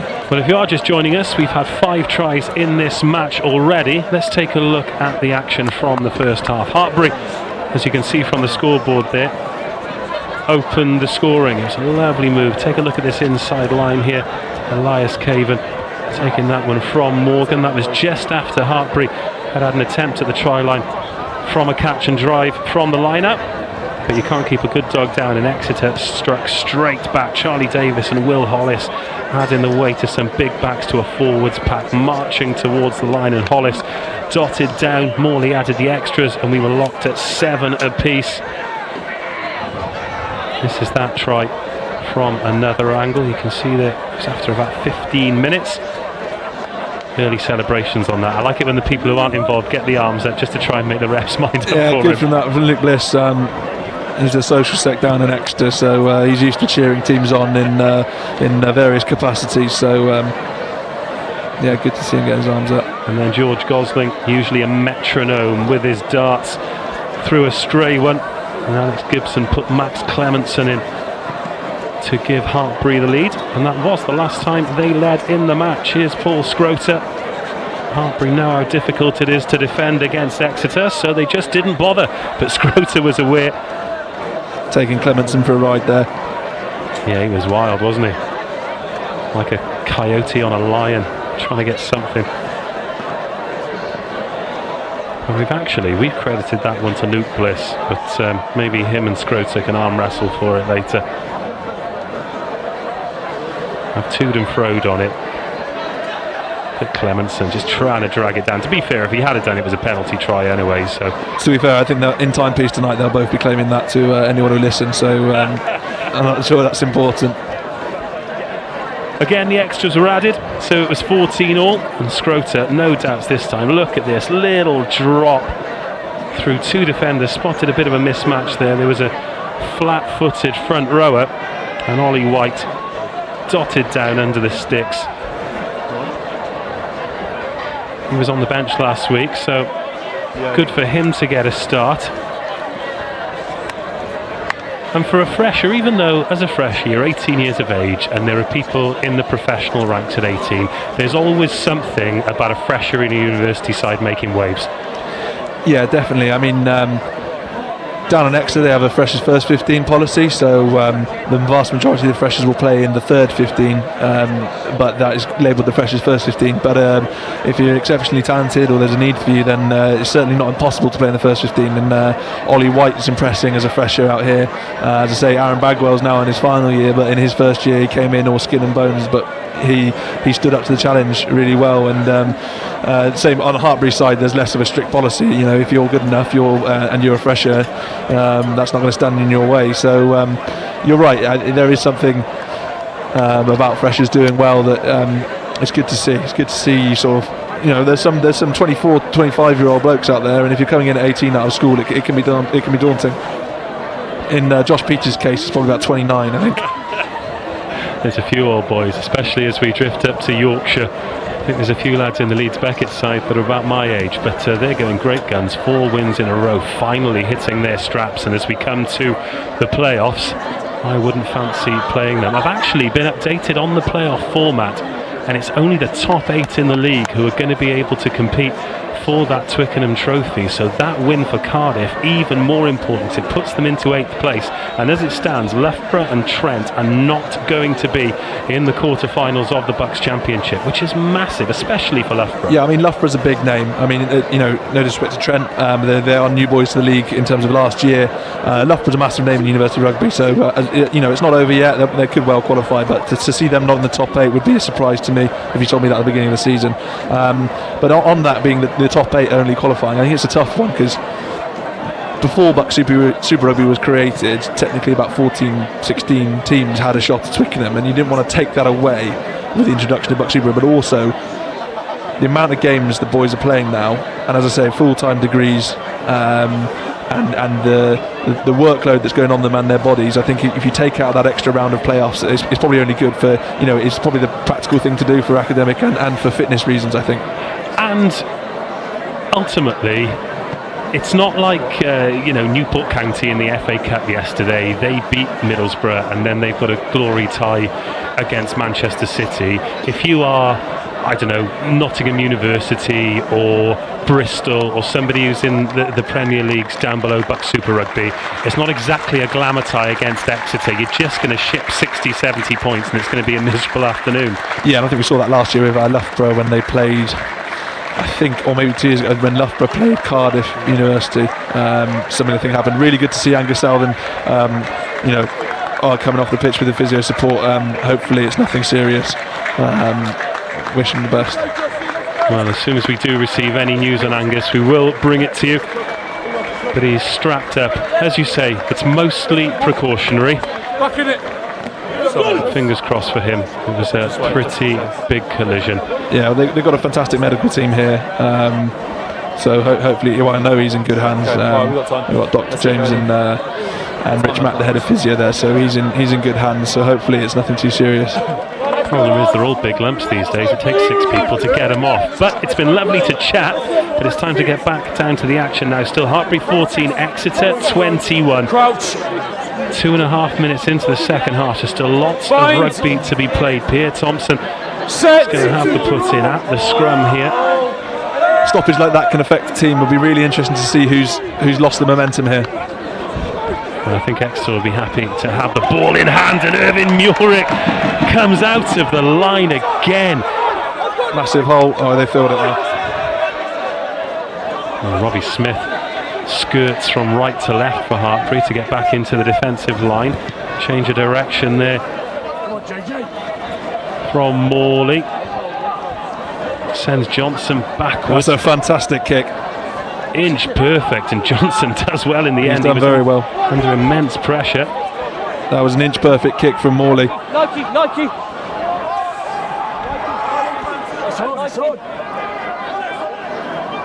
Timing then, boys. Yeah, that was really well dealt with Johnson. Potential issue there. And that's taken a deflection on the way out as well. So Hartpury will have the throw in at the line out. Yeah, Gumby Gilbert looking interested there in his coffee van. Looks like that on the training pitch most days as well, to be fair. So he's in his no change. How long has he been here? 7, 8 years? I don't know. This is not too long. it's not getting much better. No, he's a good bloke, Gumby. Gets a lot of grief from the boys, but he's a good bloke. There's an accidental offside given by the referee. That's a big call, that. Really good platform here. Be interesting to see if, I think the Hartpury squad might be a bit stronger. Ben Kellen's got that bit more weight than Angus Southern, so it's not a gimme here for Exeter. I'd get the ball in and out if I were them. Set! Well, they've won that shot. McMeekin waits at the back. Is he going to have a little dart himself? Goes straight over Morgan. Stationary! Use it! No, Thompson gets hands on it, and they're going to put width on. Elderkin. Davis. Good cover tackle. Tackle, all good. Jack Johnson in the line, defending wide. Yeah, top defender as well as attacker, Jack Johnson. Roll 9! Exactly what you want from a 15. Advantage coming here for Exeter. Can they take full advantage? Go to the blind side. Try and do it quickly. Too quickly. Charlie Davis overruns it. It's going to be a penalty. What is the shout here? I think Exeter will go for the corner here. We've seen their drive successful twice, and there's a potential bonus point coming if they can execute it again. So always go for the corner. It's something I'm remembered for. Spoken like a true man of the set piece. Hartpury lining up ready. Big chats here. George Gosling ordering the rest of the pack around. I think that shows the decision's already been made. And Morley does chip for the corner. Hey, come across. 5 minutes gone. BUCS Super Rugby presented by Yoti. And this seems like a huge fade in the game after that long injury delay. Well, first job this complete. Is what Exeter want. Start to come now, and Hollis wants another one. Has it in his hand. In fact, yeah, Gosling is the man there. Is it going to be a second from short range for Hollis? It stops and goes again and stops and goes again. Hollis still has his hands on the ball. All eyes on the referee. That looked like a try to me. Oh, the referee hasn't given it. And Exeter at 1s and 2s. It's been dotted down this time. There is the bonus point, and it's advantage Exeter in the match and in the race for the league title. Yeah, it's still too soon to say that's the game for me. Hartpury aren't beaten till the whistle goes, especially at the Gilmans. But that's certainly a momentum build for Exeter. And we're saying who might get affected by that prolonged stoppage, and so far it's Hartpury, but it's certainly not over yet. And Davis and Hollis in there. Are there 8, 9, 10 Exeter players? It's Kieran Kelly with that's the cap fantastic. On. Actually, that's fantastic defence there. And who's got the final touch? Yeah, try there. I know Exeter scored in the end, but Ben George knocking them back over the line off that first one was fantastic from a scrum half. Unfortunately, it wasn't enough to keep Exeter out in the long term. Well, a big response required here from Hartpury. Bonus point secure for Exeter. Come on then, Coombsy. Aiden, loads of energy. Which is big, because it means they will actually extend their lead at the top, even if Hartpury can get the win. He's missed the kick that time, but the bonus point still secure. It's Hartpury 14, Exeter 26. Yeah, I think the crowd's going to become a massive factor here. If Hartpury get their tails up, this crowd is really vocal, but it's gone quiet. The drums stopped going, the songs have stopped. People are having conversations and not cheering so loudly for Hartpury. So if Exeter can keep them quiet for the next 15-20 minutes, then that's only going to benefit them. Just as I say that, the drum gets going again. Well, they're going to need it. It was Luke Bliss who dotted that one down, so that's the second score of the night for Bliss. Bearing in mind he's come in for Joe Southfield this evening, making himself very useful with a 10-point contribution. And there go the songs. They don't last too long though. It is eerily quiet around Gilman's at the moment. He's gone out on the full. Big mistake there by Pierre Thompson. That could be the momentum shift Hartpury are looking for. And we're not used to Exeter making them. It was an Exeter mistake that led to Hartpury's second try.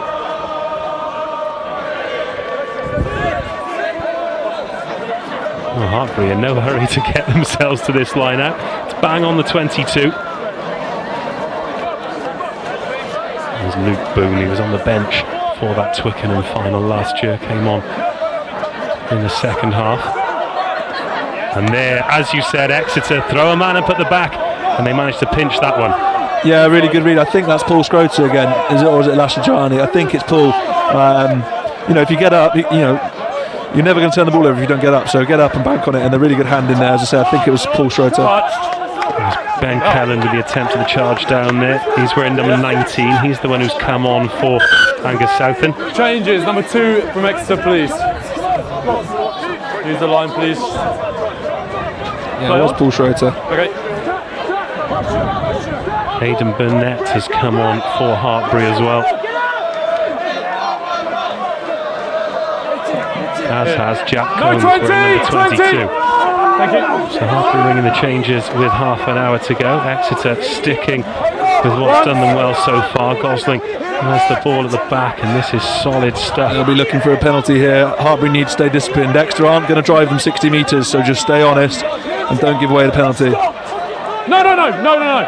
There's Scroter. He's stuck in there, fine. Yeah, you're fine. Great workhouse second row. Hands on that there from Gosling. Are they legal? No, says the referee. Here's the advantage, and as you predicted, here's the penalty. Yeah, exactly what Hartpury didn't need to do. I think Burt Gibson, thought that Paul Schroeter had come round and he was within his rights to hit it, but not according to the referee. So that could have gone either way. But exactly what Exeter were looking for. Another penalty, another kick to the corner, another 6-7 metre line out. So potential alarm bells here for Hartpury. 50 minutes gone. Keep the gap open. I'm giving you your 25-minute warning here, Si. You will be selecting the Yoti man of the match. I know it is something that you've experienced before. It's a massive accolade in any player's career. It's a poison chalice. Or a poison bottle, or a poison medal, as it is this year. But either way, you're in charge of dishing it out as Gosling tries to find his man, goes to the front this time. Inside 5, more. And since that one that slipped through the fingers over the top, he's been pretty flawless as the Exeter captain.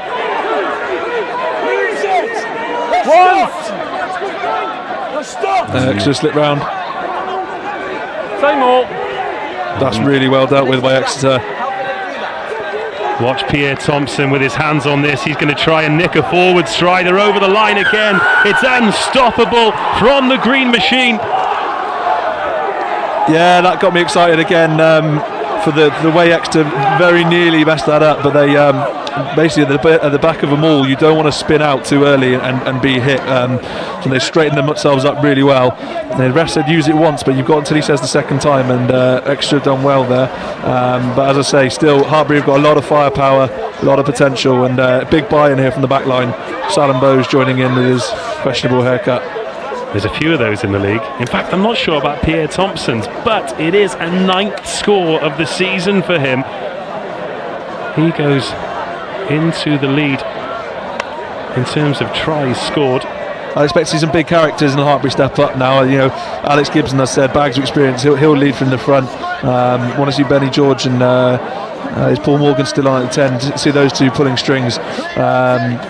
It's certainly not over. I think there's still half an hour left, if not more. So I'd expect to see some big personalities in Hartpury step up now. Well, since the injury, Hartpury have not got their hands on the ball, and Exeter have got over the whitewash twice in what is becoming traditional style. Here's Morley to add the extras. He missed the last one, kicked the 3 before that. Oh, and it's just like kicking practice for him. Lovely strike. Exeter 33, Hartpury 14. See here, Exeter almost spin out of control, then get the ball back and then square it up. And as soon as you've got that momentum, it's everyone pile in and get that ball over the line. So good ball detail there from Exeter. Well, they're making it look easy at the moment. 53 minutes gone. BUCS Super Rugby presented by Yoti. The reigning league champions closing in on back-to-back league titles. They won't like me saying that, but the facts speak for themselves. But Harry Holland's not done with this one yet. Massive collision with Will Hollis that he comes out on the right side of. Will Biggs trying to send the big man forward now. Hands on that from Exeter. Really good to see Jack Coombs on. He's been out for a long time with a knee injury, and he's been working really hard in his rehab, and he could well be that spark that Hartpury need. Coming on at 9, I think he's number 22 here. Yeah. 21 on my 22. So yeah, good to see him back. He's been working hard in his rehab, and could be that spark. So Ben George has made way. Well, Combs comes under immediate pressure. Morley fields that. Plenty of time, plenty of space, but just punches it straight down the throat of Hartpury. And that's Morgan. Good vision. Pitches it into space. It needs a bounce, and Murich is on the wrong end of the collision this time as Pierre Thompson wins the ball, makes some meters. Has he knocked that on? No, says the referee. And now he can have a little dart at space. He gets around Tom Everard. Oh, it's creative stuff. He's turned Hartpury. They're in real trouble here. They're at 1s and 2s and another score, and surely it's game over. Ollie White gets bailed backwards, but the referee says the ball has gone forward. Pierre Thompson causing havoc. Yeah, he loves a dart, Pierre.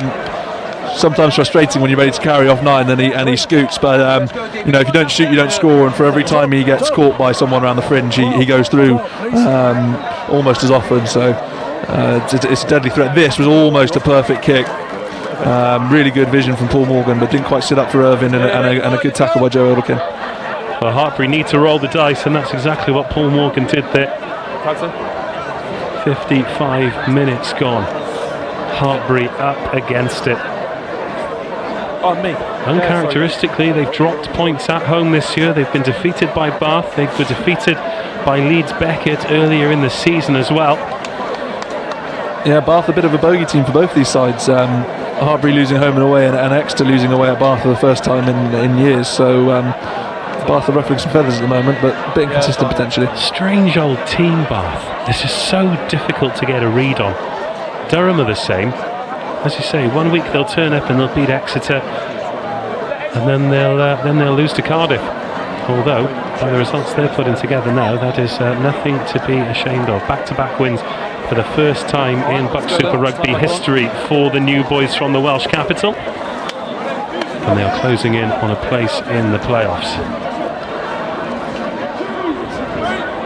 Now Hartpury with the put in here. They've been on the wrong side of the referee on a few of these scrums. A few changes now. Got Aiden Burnett there. Blindside flanker. Set.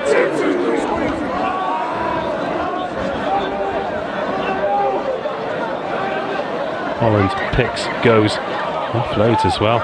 Risky old game in that part of the pitch. We've got Dwayne Burrows, we're in 23.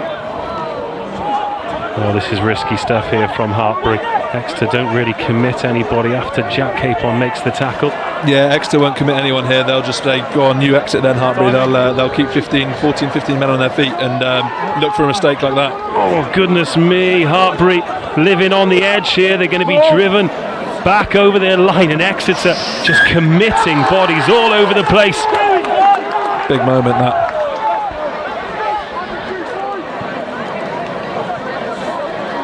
Elias Caven there, just checking on that right shoulder. Didn't look very comfortable. Andy Hamilton's come on for Exeter. He's a fourth-year postgraduate student coming from Taunton Titans. So, and more embarrassment of riches at hooker. Exeter still have Ralph Burler in the wings as well. He's in his fourth year. He's got 2 years of BUCS Super Rugby under his belt. So, another strong position for Exeter there at hooker. Well, they're in the box seat here. Already secured the bonus point. And Hartpury are going to need to cross the whitewash 3 times to get themselves into this. And that seems a long way away here as Pierre Thompson prepares to put this ball in 5 metres from a 6th Exeter score. You can either use it or reset. I'll get that out if I was Exeter. And they do. Oh, there's Great Hollis. carry. Oh, he scored as well. You said at the very first whistle that he would be a battering ram, and goodness me, what a carry from the inside centre. Yeah, he may look like a tight head, but Will Hollis is actually a centre and carries like a good one as well, to be fair. Hartpury won't like this. They won't roll over. They've got a lot of pride and they've got a lot of quality. So still potentially too early, but one more try maybe, and that could be curtains. Brilliant carry, and it's just a missed tackle. I mean, it's a tough carry, to be fair, but you need to be making those tackles 5 metres off your line. Well, he's gone straight over the top of Paul Morgan there. The Hartpury outside half won't want to watch that one back. And this, the kick for 40 points. Duly dispatched. Yeah, Sam Morley's place kicking's actually come on leaps and bounds. Last few years that's been Ted Landreau's responsibility, but he stepped into those shoes really well, done a lot of work, a lot of extra work in his kicking with Stu Allred, the extra kicking coach, and I think he's missed one today and he's hit a couple of touchline ones, so 2 points might not seem a lot of the time, but if you're scoring 5 tries, that's another quick math, 10 points. Oh, now will there be trouble here? No, says the referee. Well, actually he's put his arm out now. Will there be further repercussions as well? Hang on. We're going straight back, because I think there's a Hartpury player in some discomfort here, and that really has lit a fire underneath the supporters as well. Oh, and it's kicking off. These boys don't need a second invitation. Hartpury have previous here against Leeds Beckett. There was a bit of a fracas that led to a red card. Jordan Liney, the recipient on that occasion for the home team. But a decision to be made here. Incidentally, it was just before that. It was from the kickoff. Incidentally, that is the 3rd time in the last 18 fixtures that Exeter have reached 40 points. Let's have another look at this. Jumped in the air, and you suddenly got a pull down in the air by white 11. There's a pull that's they're both going for the ball there, in my opinion. Yeah. That depends what touch judge put his flag out, so he clearly thinks otherwise.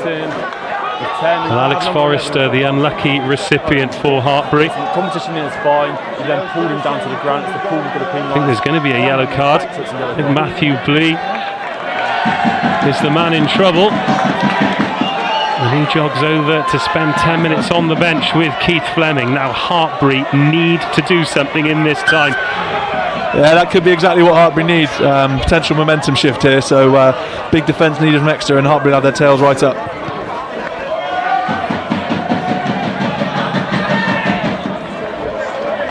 Yeah, I'll find out. So Exeter 26 points to the good, which means in the last 18 matches there's only 12 points between these two teams. Exeter 12 points to the good. Oh, it goes from bad to worse for Hartpury. Fantastic opportunity from the line out. This time they're guilty of the overthrow. Taken back. Everyone in front, hold please. And Morley can clear.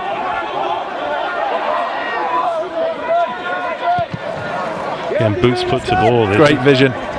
Needs to be a sweep here from Morley. He's going to get nowhere near it, and Exeter are back into the 22. Jack Johnson put it on the toe that time. I wonder whether or not he'd have had an attack. He hasn't looked particularly confident in terms of taking those runs from deep. I expected him to carry a bit more ball today. Potentially, but you've seen there, that kicks put Exeter under a lot of pressure. So sometimes it's not about running it. You're right, he is a dangerous runner, and he hasn't done it as much today. But it's a good kicking game as well. Always inside. 20 minutes of this one to go. BUCS Super Rugby presented by Yoti. That is a fantastic kick by Pierre Thompson. That's what he brings you. He brings you, kick one out on the full earlier, but that's about a 40-yard gain from a box kick. That's very impressive. And he's controlled the match very well. We're 14 minutes away from you announcing the Yoti player of the match. I wonder whether or not the Exeter number 9 is in contention. Changes in the front row for Hartpury. There is Jordan Liney. Just speaking about him a minute ago for his red card shenanigans against Leeds Beckett earlier in the season. He plays with his heart in his sleeve, Liney does. So first dart successful for the replacement hooker. There's Harry Holland. He's gone through a lot of work this evening as Holland. Hasn't always got on the front foot, but now could it open up here? Here is Combs with the inside ball, and there's Johnson. Gets through the first tackle, but the cover tackle comes in to bring him down just outside the 22. Advantage, offside. Lovely dummy there thrown, and the offload out of the back door too. Just not coming off for Hartpury, but Combs has added an extra dimension to the attack. There's Liney in midfield. Has that gone forward while the referee's bringing them back? Chance. Yeah, Coombs there, been that spark that I mentioned, goes through a lovely gaping hole there, goes well, and then finds Johnson support, and it's only from a last ditch tap from Salemboj and followed up by Sam Morley that Johnson wasn't under the post there. Two very important cover tackles there from Exeter. Tiny margins. Please. 6. It'd be interesting to see if Exeter compete here or stay on the ground. And despite neither the scoreboard nor the clock being on their side, Hartpury in no rush. Liney, it's not very clean, but it comes out of the back door from Gibson. High advantage. Advantage coming for the high tackle. Hartpury starting to build the pressure, but they need 4 scores. He's on. Little chip over the top. Oh, it's well gathered. And a mark called as well, but I think we'll go back for the penalty. Yeah, cheeky little out the back there from Alex Gibson. I said before the game he's a great scrummager, but he's not afraid to throw the ball around either, and nearly came off. Careful, high tackle there from Exeter. Option. Scrum, yeah. And we're going to go for the scrum. Big call. You got that mess? Interesting to see what they do here. Keep it in or get it out, because if it does come out quickly, they do have that advantage with Matthew Blee being in the sin bin. Yeah, it's a tough one. You're right. Do you take the overlap or you've got the ascendancy in the scrum? So it'll be interesting to see what goes. Crouch. Similar position to where Exeter scored their try up the other end, where William Hollis went straight through Paul Morgan. Listen, lads. Exeter will look to wind down the clock here. I'm not sure if that was deliberate or not, but Luke Bliss stepping up, taking another bit of time off that yellow card. It's a good bit of tactical nous there, but the referee will only let them get away with it for so long, and Hartpury want to play here. Ethan Seville's come on in the front row for Hartpury. Another product of the Hartpury machine come through. Crouch. The ace team was in the championship win inside of 2017, 66-14 against Gosport Park. It's not even fair. Although they were pushed a little bit more this year, the ace team. So, it does come out quickly. Not sure if it was deliberate or not, but Coombs puts that footwork on, a real live wire, but then feels the right shoulder of Will Hollis. So they're now a scrum half short, so Holland takes responsibility for the ball as we approach the final 15 minutes. BUCS Super Rugby presented by Yoti. Goes wide. Is there an overlap there? Not on this occasion. Charlie Davis makes the tackle. The right winger defending on the left wing as Hartpury fly forward again. Let go now, one. Exeter look organised in defence, and that slow ball will help them as well. Now can they put width on it? Now is there space? Harry Holland has got plenty to run into. Is he going to go straight over the top? He beats the first tackle, and Boj takes him into touch, and that is huge. Yeah, really big from Salemboj there. He's a dangerous runner with ball in hand. He's been backed up there by Sam Morley, but that is a big tackle on a number 8, stopping a try. The pass wasn't that clean. So you're going to be on the line. They're going to be on the line. Good speed bump work there, and he recovered so well, did Mboj.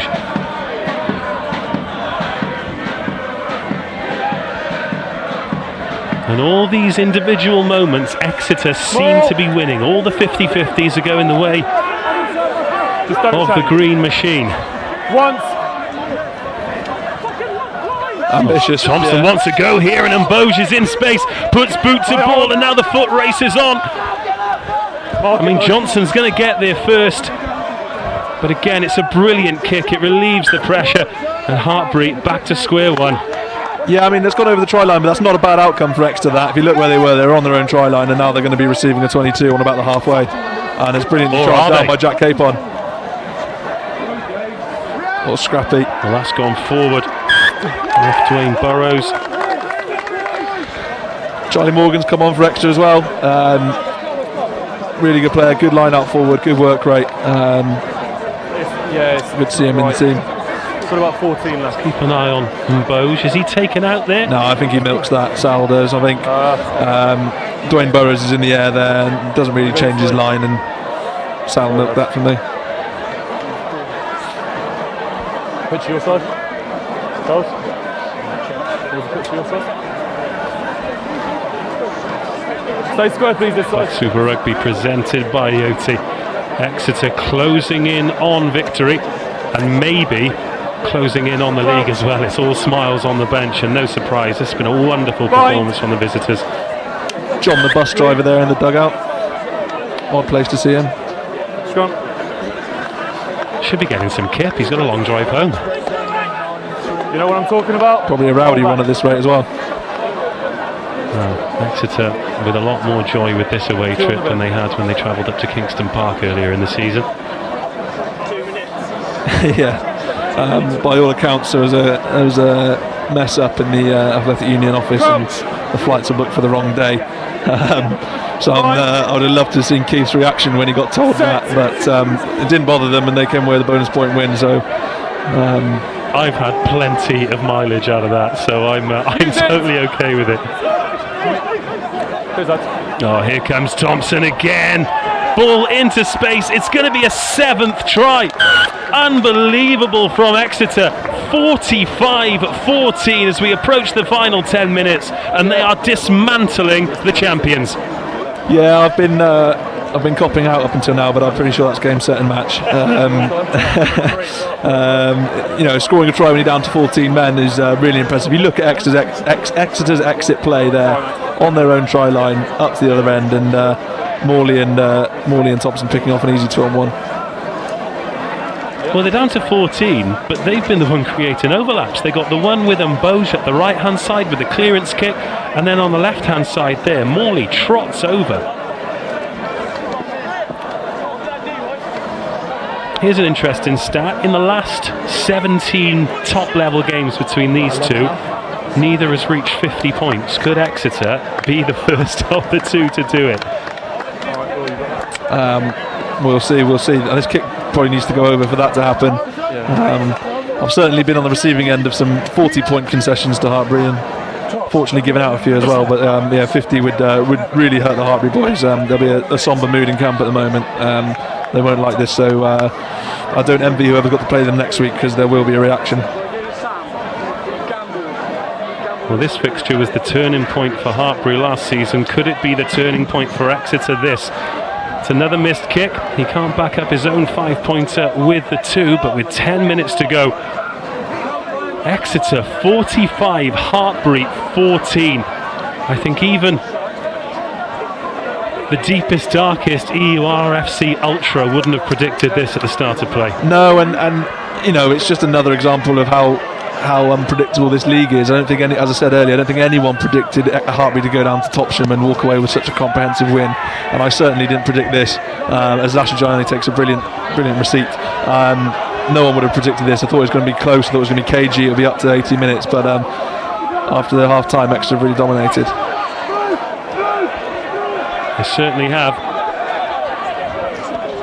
And I'm not going to let Keith Fleming get away with not telling me they're in pole position for the league at full time.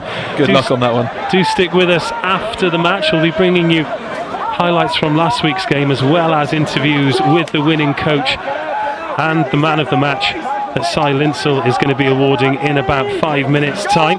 Yeah, I had a lot of extra boys sliding into my DMs today, knowing that was my responsibility. So I'll let you know which one paid the most in a minute. And that's a forward pass from Hartpury. They're falling apart here. This is uncharacteristic. We don't see it very often, but as you rightly said, woe betide their future opponents, Cardiff Met. We are back here for BUCS Super Rugby, presented by Yoti Live, and I feel as though there will be a backlash. That is the league table as it stands. Exeter opening up a 10-point gap. Of course, Cardiff Met are currently hosting Bath at King Coed. We'll bring you a live score update as soon as we get it, but Hartpury now, even though they've got that game in hand, they are up against it. They need 5 wins, they need 5 bonus point wins, and they need Exeter to drop points at home, which has been a rarity since the inception of this division. Yeah, 2 new tight heads on there, holding it solid. Brian Nkoob and Matt Johnson, 2 big lads. Salam Boj, great player to have off the bench. Paul Scrota wears a collision there, but he's had a fantastic game in the engine room for Exeter. He has. Capen, was that high from Holland? No, says the referee. He's happy to let play continue. David Seaman jumping into the midfield there for Exeter, but Sam Morley pops up and even off balance puts in a lovely kick to touch. Yeah, I'm not sure how much that's down to luck or skill. We'll give him skill, but under pressure there, and he's got extra out of a potential issue.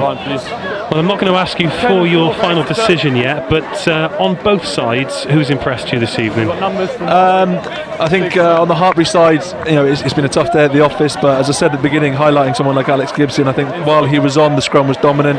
You saw him give that pass to Clementson for the try, and he threw one out the back cheekily. So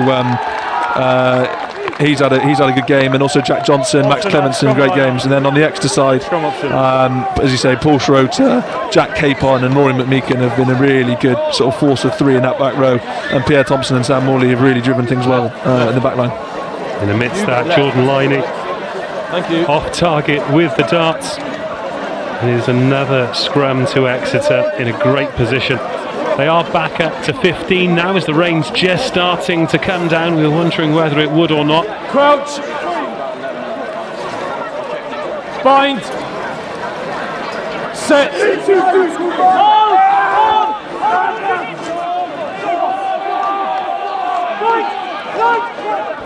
We're coming down the short side here. Harry Bazaljet's on.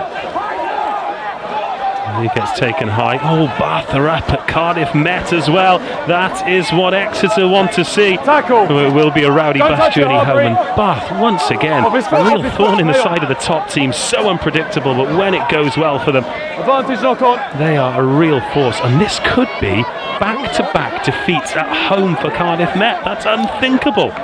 Yeah, King Coed's a tough place to go. We lost there last year, and similar to here and Topsham on a day when the team's at home, it's a tough. There's a hostile crowd and tough. So yeah, the massive scalp for Bath. As we said earlier, they'll slip up against someone you might expect them to beat, and then they'll go to a tough place like the Gilmans or King Coed and come away with a win. So another good advert for the league. Certainly is. But that effectively ends Cardiff's push for the title. They narrowly missed out last year. I think it might be a slightly bigger gap between them and the top of the table this year. All of the omens are pointing in the direction of Exeter. They came unstuck in the playoffs last year. It was an inspiring Hartpury performance down at Topsham that put them out of the big competition, but I don't think they're going to be denied in the chase for the league. Last throw of the dice. So it's gone to ground again. This is an evening that Hartpury are going to want to forget, and they're going to have to forget, because there's still lots of rugby to be played this season.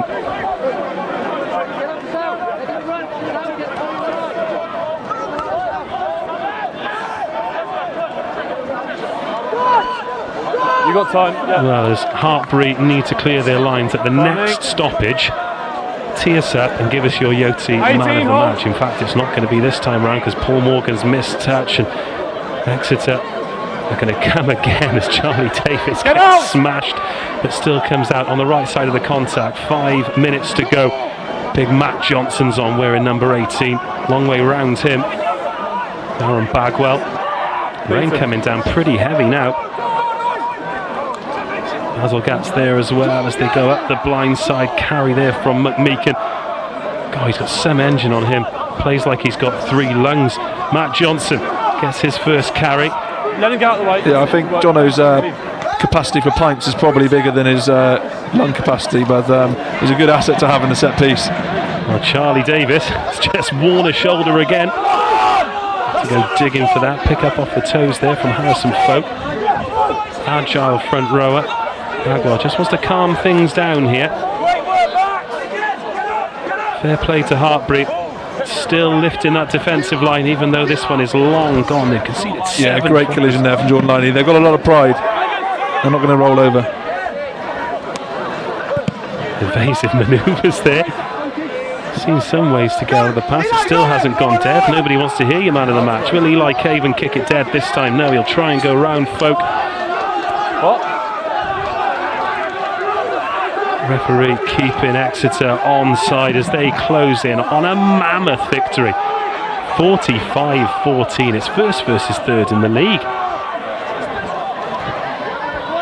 Now Kieran Kelly tries to put the afterburners on.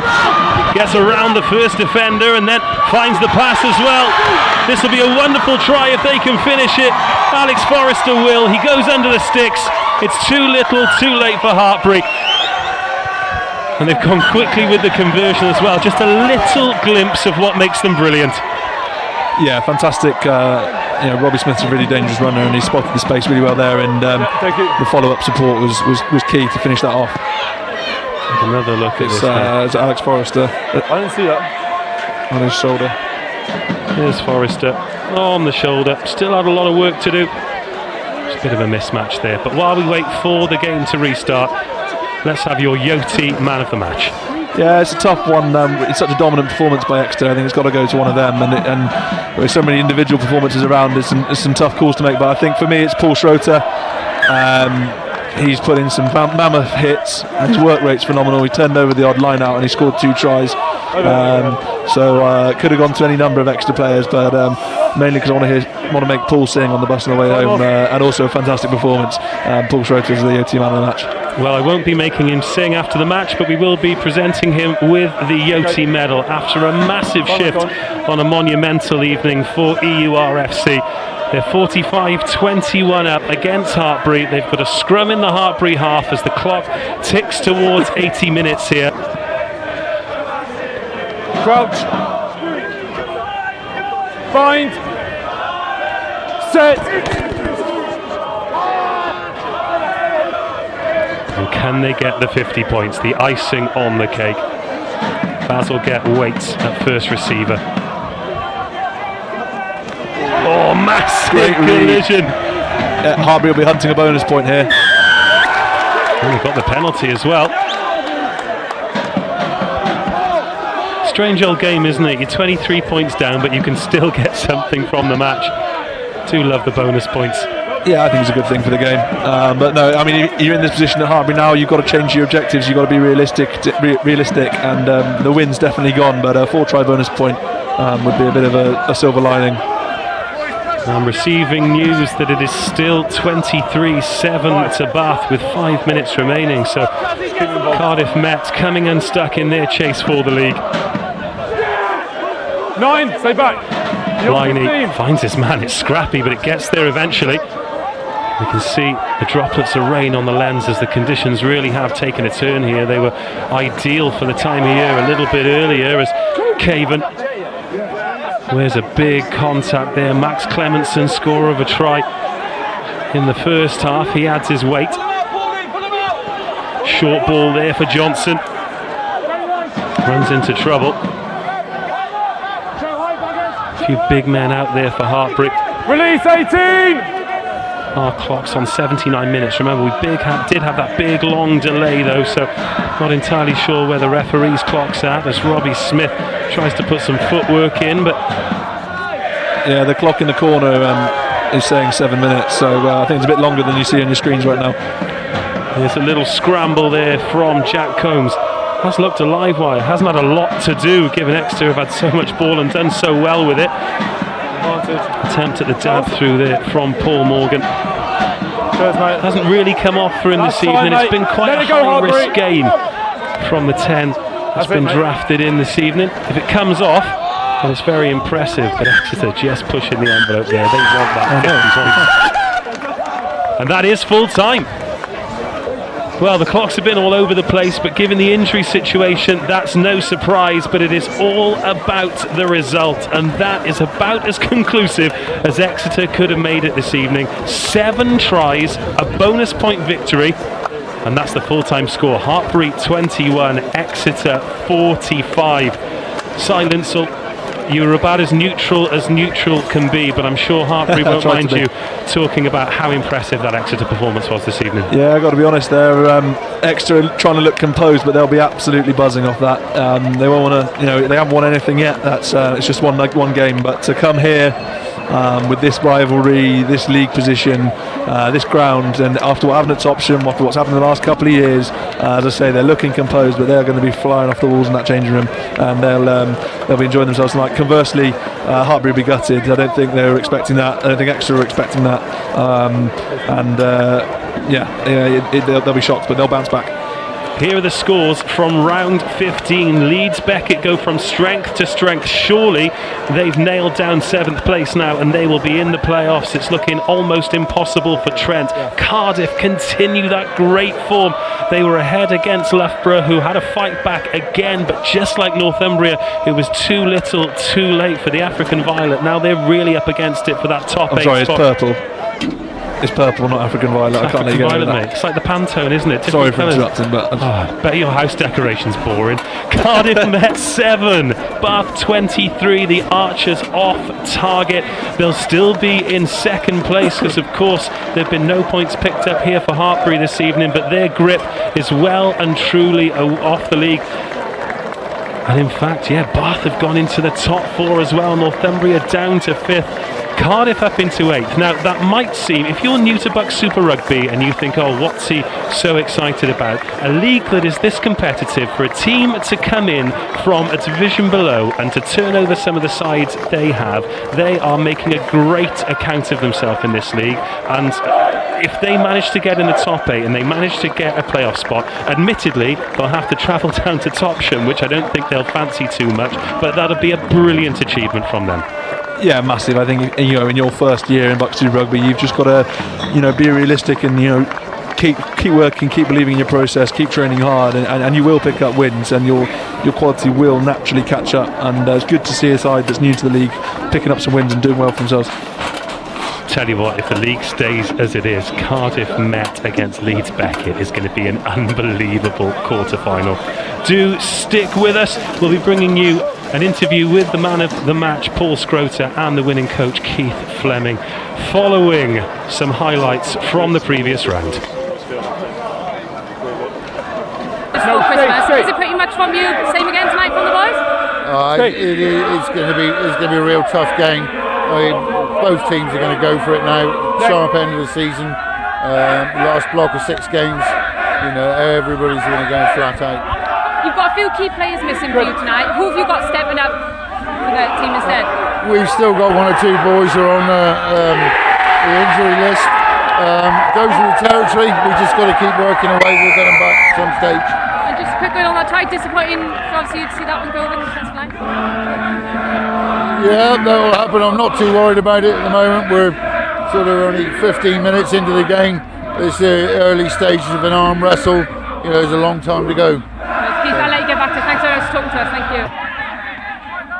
Will Hollis stepping in at first receiver a number of times in this play. But the back row linking up nicely there. 6-7.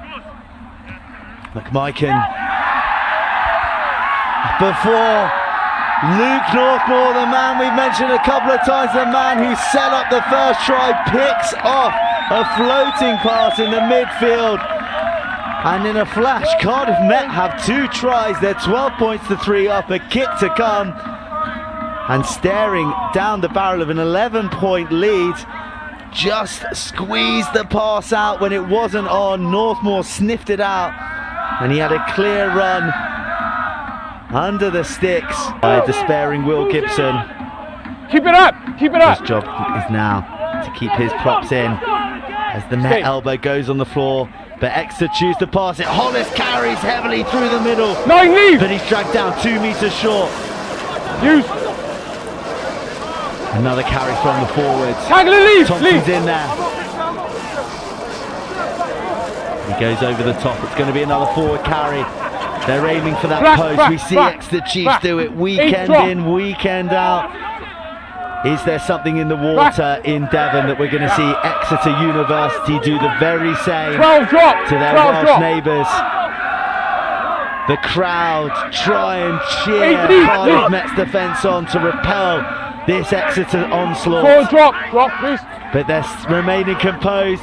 They've squared across a bit more, and there is the try finally. Pierre Thompson, he lets his forwards do the grunt work, do the dirty work, and then takes the glory himself, but they won't care because they have their first try of the game, and with the kick to come, it could be Cardiff Met 14, Exeter 13. Tackler, release! Release tackler! Ball's out the back. What pressure Exeter are under. It goes right. A dummy over the top, one bounce. Collected by the winger, an offload, and Tom Benjamin gets across the line into the right corner, and that's the reply that the home side were looking for, and takes the score to Cardiff Met 19, Exeter 13. Lethal from an offload again from Met. Well, they were patient, they wanted to go wide, they tried to go wide a number of times. It was Northmour on the crash in the middle. They think they've got over. There's a cry of yes, but no, it's still short. The referee's down on his haunches. Can he see the ball down? Yes, he can! Try time! He awards it after a slow, long deliberation. Picks the ball out amongst the massive players. What a crucial one it is. Jack Arthur claims it superbly. Fall back around! And they've got momentum on the drive. It's he's taking that down himself. But it's still up, and they've still got a chance to get it across. The arms go aloft, and the referee has given it. That is the bonus point try, and that puts Cardiff Met back into the lead once more. It was a heap of bodies down there, but you could tell immediately from the reaction from the home side that it was a try, and it looks like it's the replacement Sean Howard. First throw of the night, first naming by the commentary team, and it's a try, a crucial one at that. Yeah, it looked like it had collapsed there, but they did well to shuffle it round to the left and keep them all going and dots it down in the corner.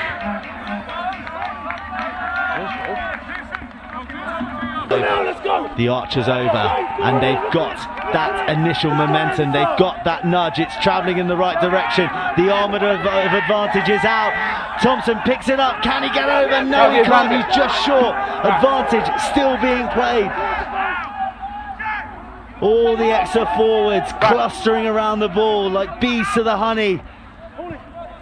But can they get across for that sweet, sweet try that's going to take them into the lead, surely? Blue back! It's over the line, so that's held up, that's held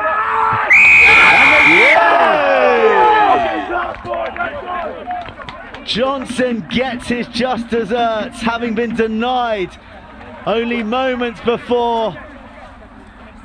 Like a ginger ninja, he snipes across the line and gives Morley a kick in front of the sticks to give Exeter a 26-27 advantage. A very stealthy ginger ninja, I should say. Very much so. Battling furiously. Met. They're showing adventure and offload, but it goes loose. Exeter have the ball. Yes, that's clear. Back. Thompson passes back to Morley, who puts it into the stand. The referee blows his whistle, and Exeter have squeaked the narrowest of victories down in the Welsh capital. Before Christmas. Is it pretty much from you? Same again tonight from the boys? Time.